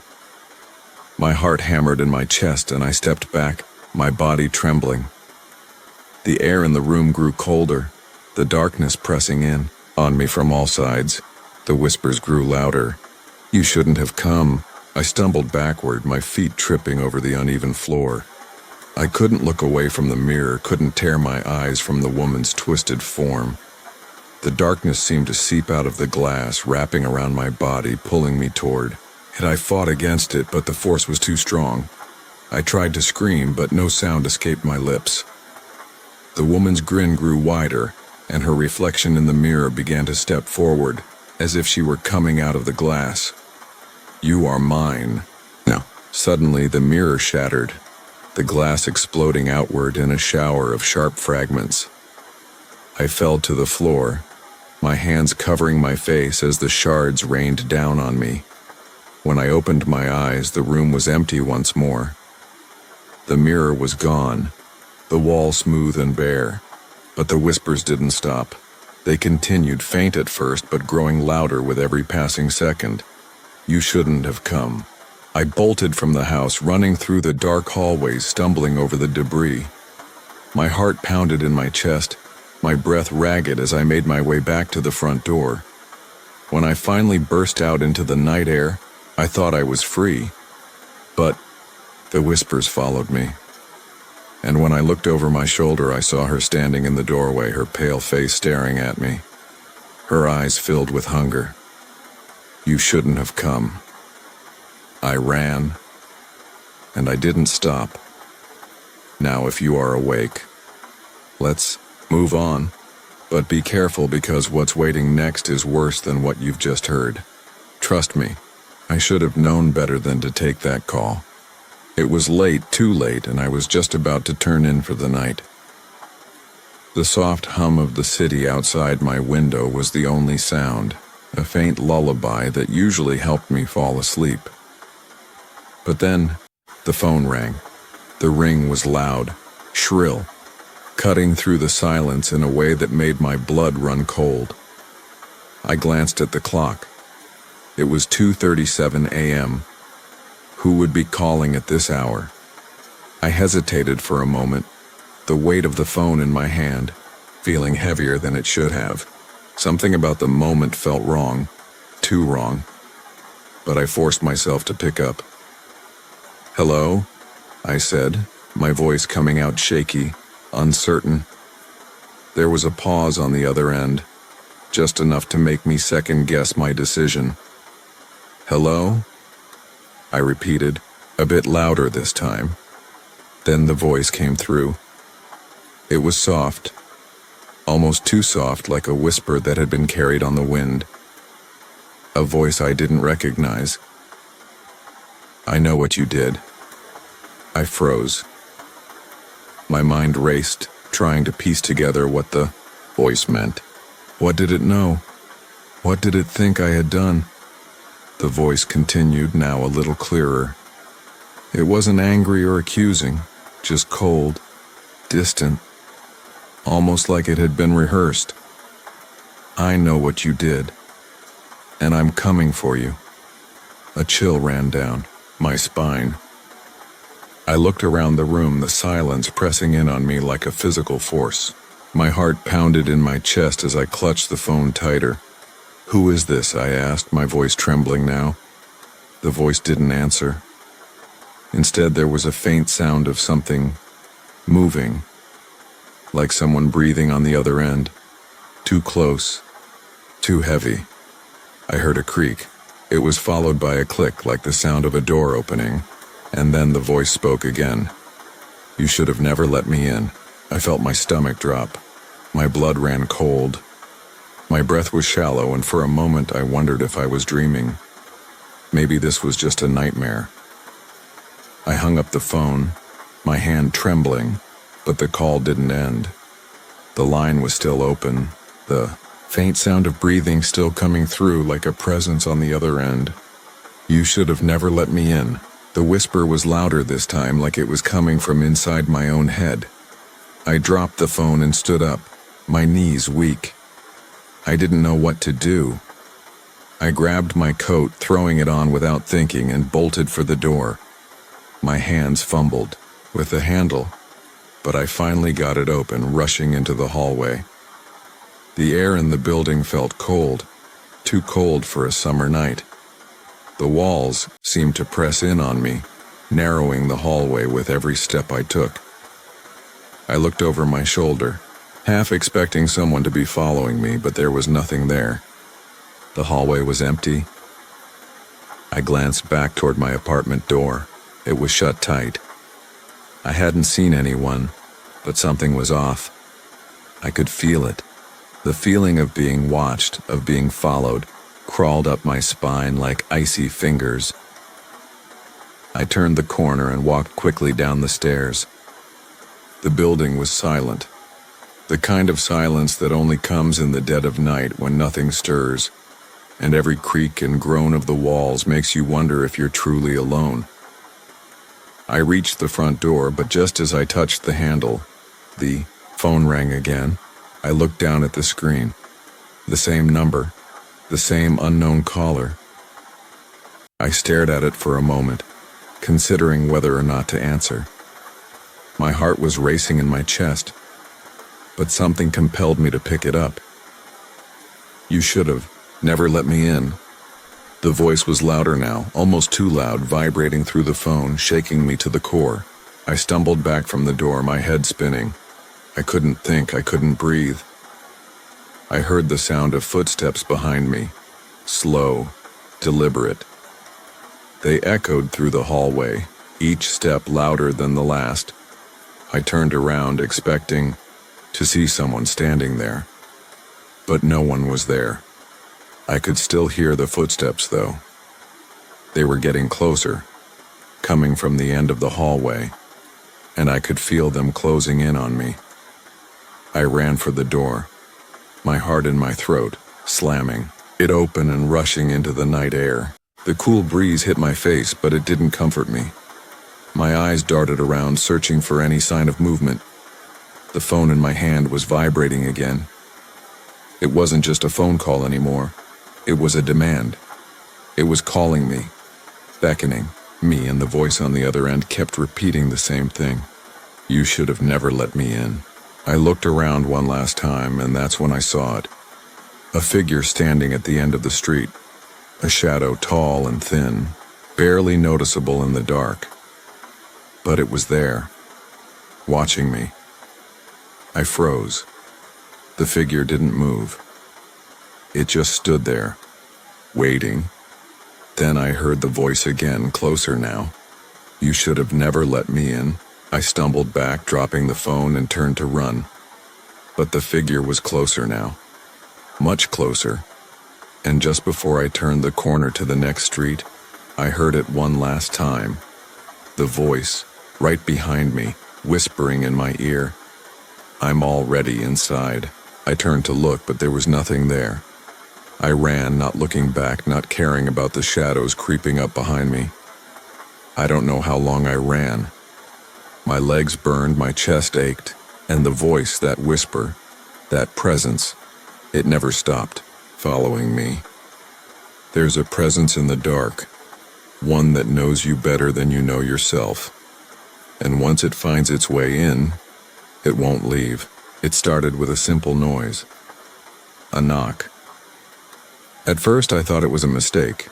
A neighbor, perhaps, knocking on the wrong door. I'd been alone all evening. The soft hum of my apartment and the occasional rustle of the trees outside the only company. The knock came again, this time more insistent, harder. I got up from the couch, glancing through the peephole. No one. Just the empty hallway.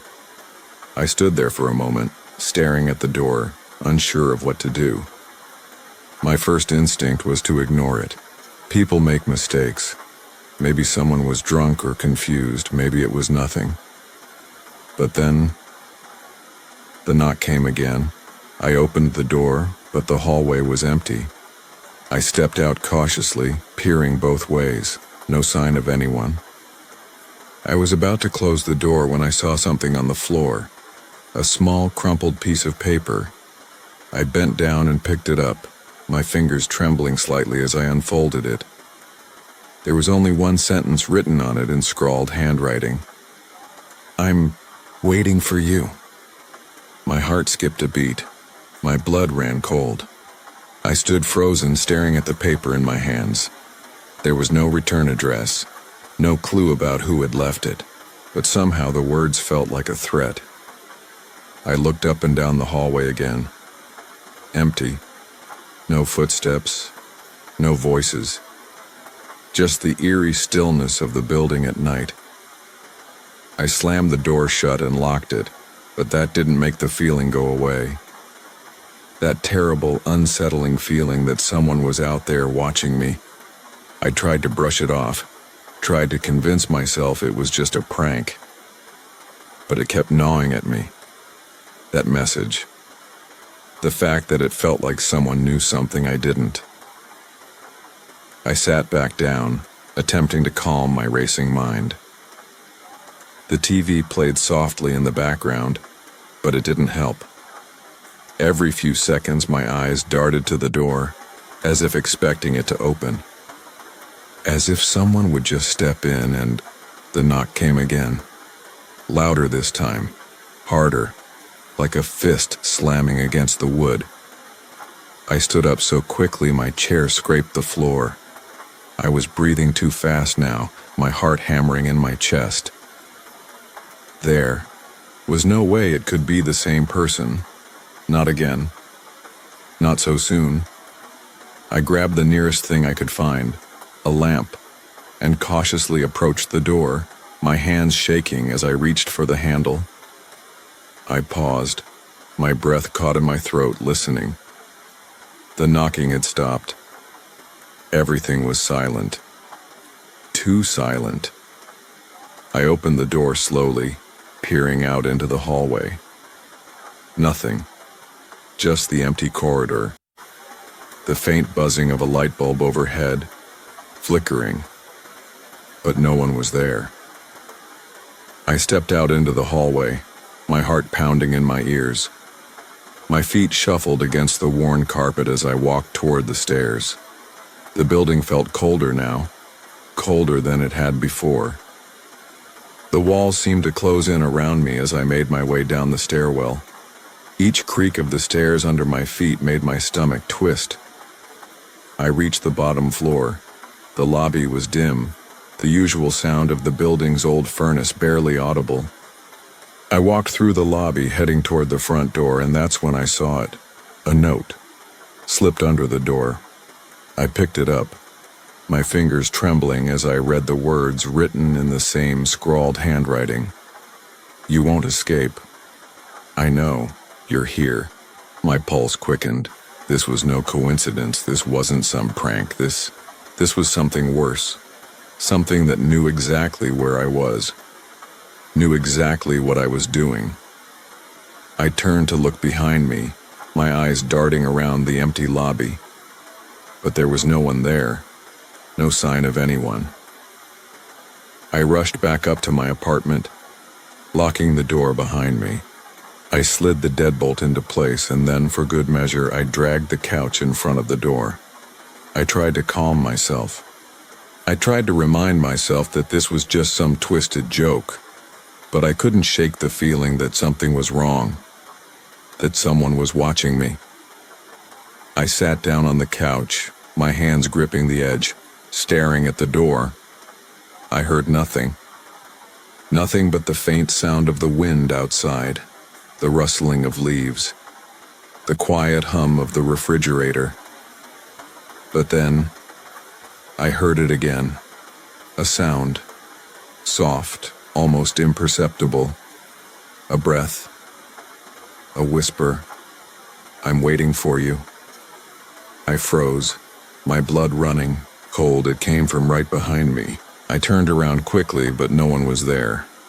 Just the empty room. The whisper came again, but this time it was different. It wasn't a voice. It wasn't a sound. It was a feeling. I felt it press against my back. A presence.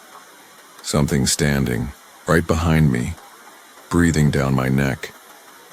The air grew cold, and I felt something brush past me, like a shadow passing through the room. I couldn't move. I couldn't speak. All I could do was sit there, frozen in place. As the feeling of being watched grew stronger, the whisper grew louder. I'm waiting for you. I stood up, my legs weak beneath me, and I backed away toward the door.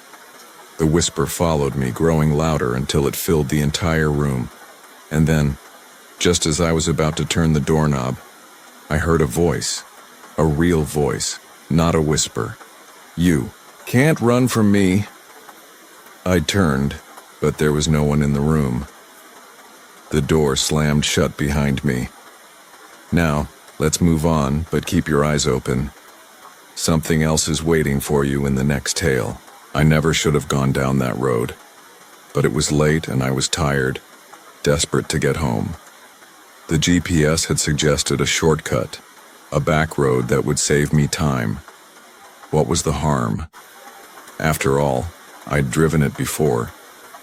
But something felt different that night. The moment I turned onto the narrow, winding path, the air grew colder, as if I'd passed some invisible line. The trees pressed closer to the road, their branches hanging like skeletal hands, reaching out to touch the car. The headlights flickered, and I tapped the dashboard nervously, thinking it was just a glitch. But the dim light only seemed to make the shadows more oppressive. It was like the road itself was watching me. I slowed down, my tires crunching over the gravel. The trees were taller here, darker. I had to squint to see more than a few feet in front of me, but I kept going, eager to make it home.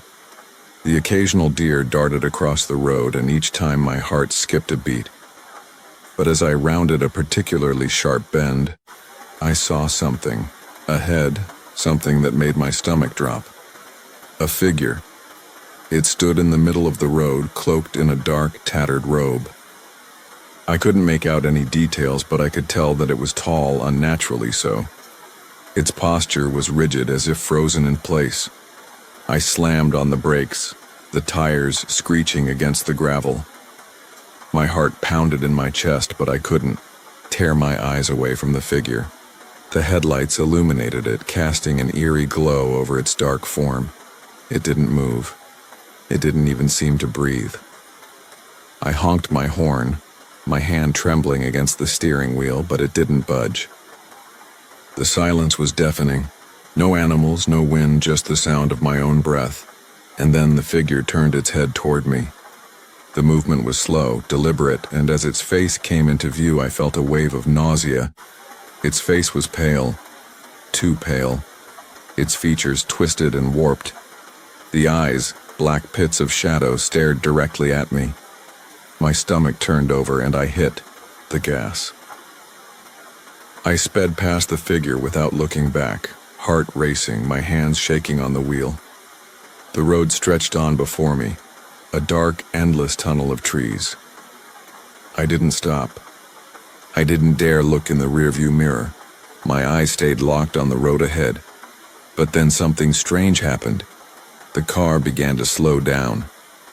At first I thought it was the engine struggling, but I quickly realized the problem was something more sinister. The car wasn't just slowing down, it was pulling back, like something was reaching inside, forcing the car to stop. I pressed harder on the accelerator, but the car resisted, as though it had a mind of its own. The steering wheel jerked, pulling me toward the side of the road into the thick brush that lined the path. Panic gripped me as I fought to regain control. The trees loomed closer, their branches scraping against the windows. My headlights flickered, again casting strange shadows that seemed to stretch toward me like they were alive. I glanced in the rearview mirror. There was nothing behind me.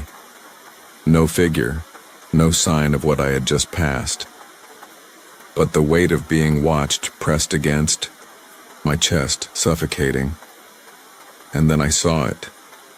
In the reflection, just beneath the car's rear window, a face. Twisted, pale, and grotesque. It was no longer just a figure. It was something that had followed me. I slammed on the brakes, the car screeching to a halt as I yanked the wheel to the right, sending the vehicle off the road and into the trees. The car lurched, the tires slipping, on the wet ground as the world spun around me. Everything went black. Now, if you are still awake, let's move on to another story. I woke up to the sound of rain. The soft patter against the windshield was the only thing that broke the silence. For a moment, I was disoriented. My mind struggled to make sense of what had happened, but the fear was still there. The feeling of being watched, of something lurking in the darkness. I rubbed my eyes and tried to focus. The trees. The figure. The face in the rearview mirror. My heart thudded in my chest as I took in my surroundings.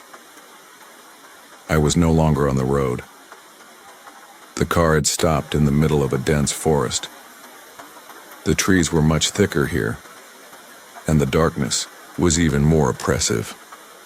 I fumbled with the door handle and pushed it open, stepping out into the wet forest floor.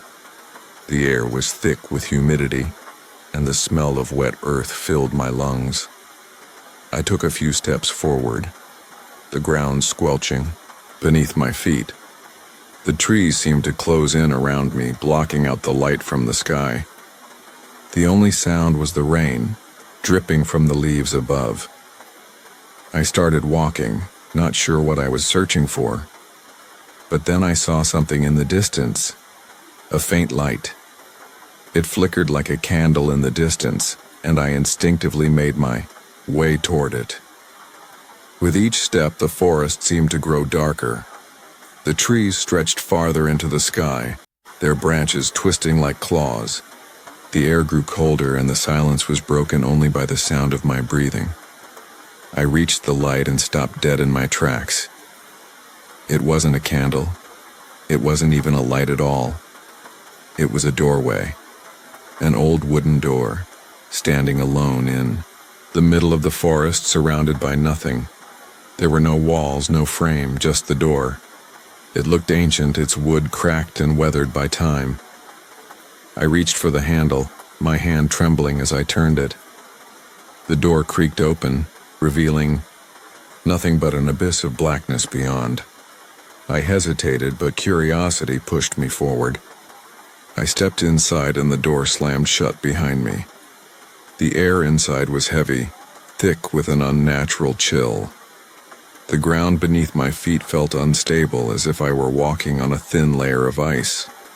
I felt like I was being drawn deeper into the Darkness pulled forward by something I couldn't see, couldn't understand, and then the whispering began.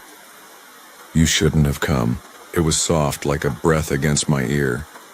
I spun around, but there was no one there. You shouldn't have come. The whisper came again, louder this time, closer. My heart pounded in my chest. I wanted to run, to leave, but the darkness seemed to close in around me.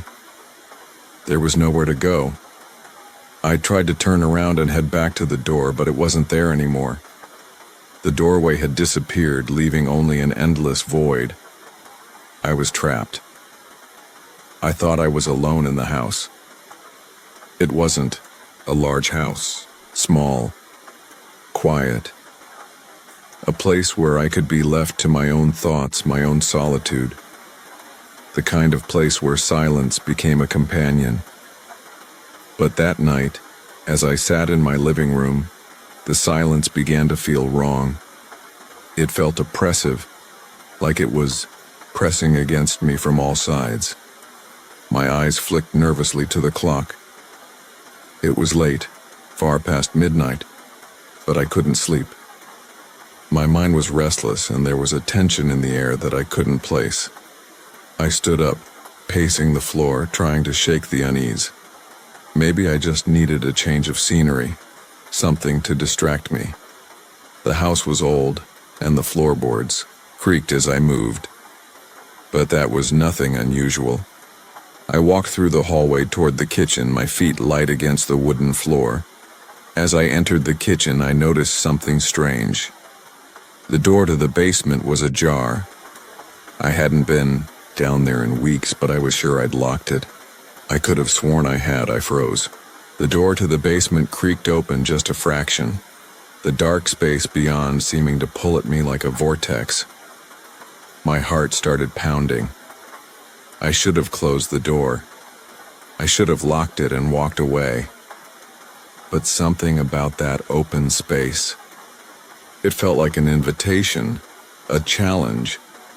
I moved toward it against my better judgment. I stepped down into the basement, the stairs creaking beneath my weight. The light bulb flickered on the ceiling, casting long shadows that stretched across the cluttered space.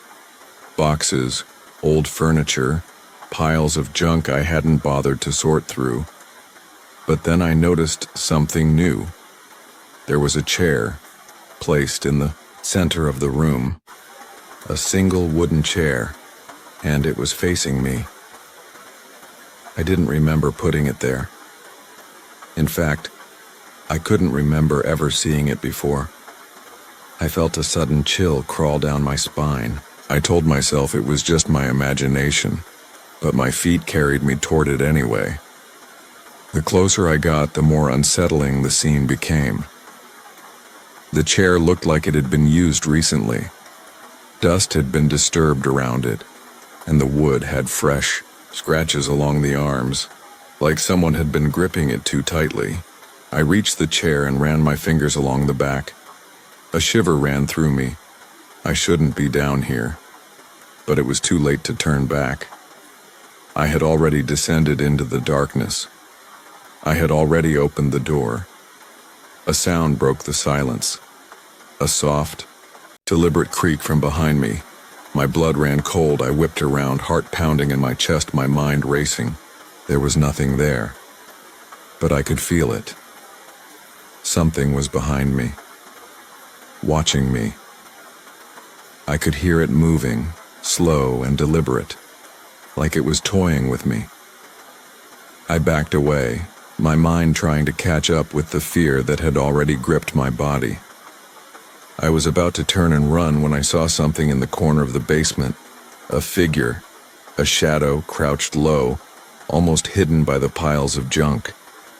I wanted to scream, to run, but my legs wouldn't move. My eyes were locked on the figure, the shadow that seemed to shift in the darkness. It was as if it were made of the shadows themselves. Nothing solid, nothing real, but its presence was undeniable. And then I heard it again. The soft creak.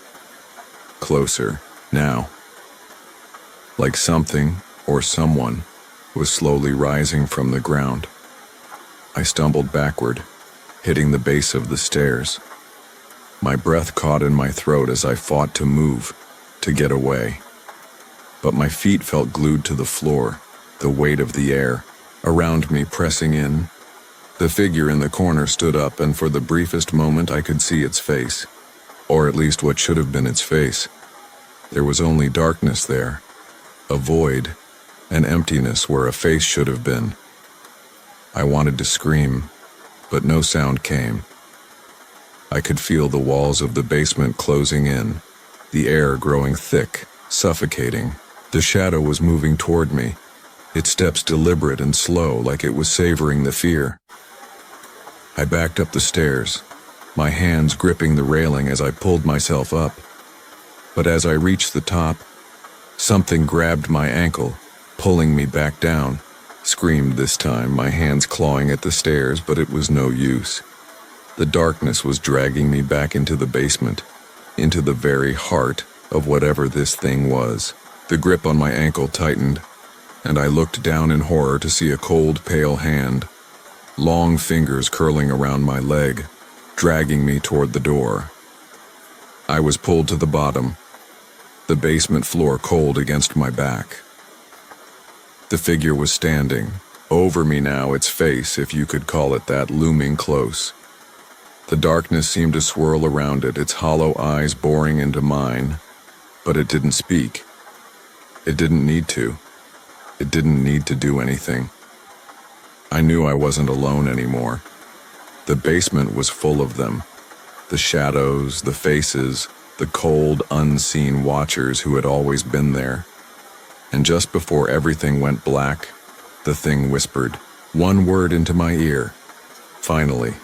Now, if you are awake, let's move on. But be careful, because what's waiting next is worse than what you've just heard. It was a quiet night when I first heard it. The sound was faint at first, like a distant hum, a whisper carried on the wind. I thought it was just my imagination.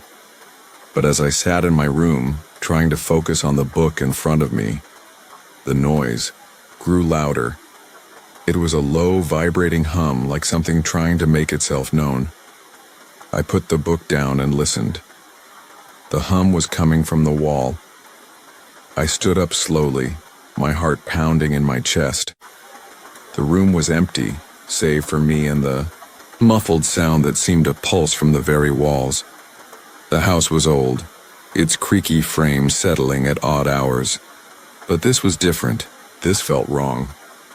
I walked over to the wall, my hand hovering inches from the surface. The humming grew louder. My skin prickled with unease. Without thinking, I pressed my ear to the wall. At first, nothing. Just the deep, vibrating hum of something alive. Something hidden. Then, faintly, I heard it. A voice. Soft, low, barely a whisper, but unmistakable. The voice called my name. I jerked away from the wall, my heart slamming in my chest. It couldn't have been. I was alone in the house. There was no one here, no one but me. The voice came again, clearer this time. Come closer. I froze. The air around me seemed to thicken, the temperature dropping rapidly, sending a cold shiver through my body. The voice wasn't human. It was too deep, too smooth. There was something unnatural about it, something wrong. I stood still for a moment, my mind racing. Should I leave? Should I run? No. Something about the voice called to me. It wasn't just a demand, it was a pull. A feeling deep inside me, urging me to come closer, to listen, to find out what was behind it. I moved slowly toward the wall, my breath shallow as the hum grew louder, more intense. I hesitated for a moment, but that hesitation was enough. I reached out and pressed my palm against the cold wood of the wall. The moment I did, everything stopped. The hum, the voice, Everything. For a split second, there was nothing but silence. I pulled my hand away from the wall, breathing hard, but as I did, something changed. A low grinding noise came from the wall. The wood began to creak and groan, as if something within was shifting. And then, with a sudden crack, the wall began to split open, a gaping hole forming where there had once been solid wood. I stepped back, my heart racing. What was happening? The hole widened, revealing an empty black space behind the wall. A space that shouldn't have existed. It was too deep, too vast for the size of the room. It was as if the wall had been hiding something far beyond its limits, and then something moved inside. A figure. A shape, crawling out from the depths of the hole. It was twisted and misshapen, its limbs contorting in ways that shouldn't have been possible. The skin was pale, stretched thin across its bones. It looked like it had been waiting for years, waiting for the wall to open, for someone to release it from its prison. The thing dragged itself forward, its eyes glowing with an unnatural light, locking onto me. It moved quickly, faster than I could react. I turned to run, but my feet felt like they were stuck to the floor. The thing was right behind me now, its cold breath against the back of my neck. I could hear it moving, feel it creeping closer.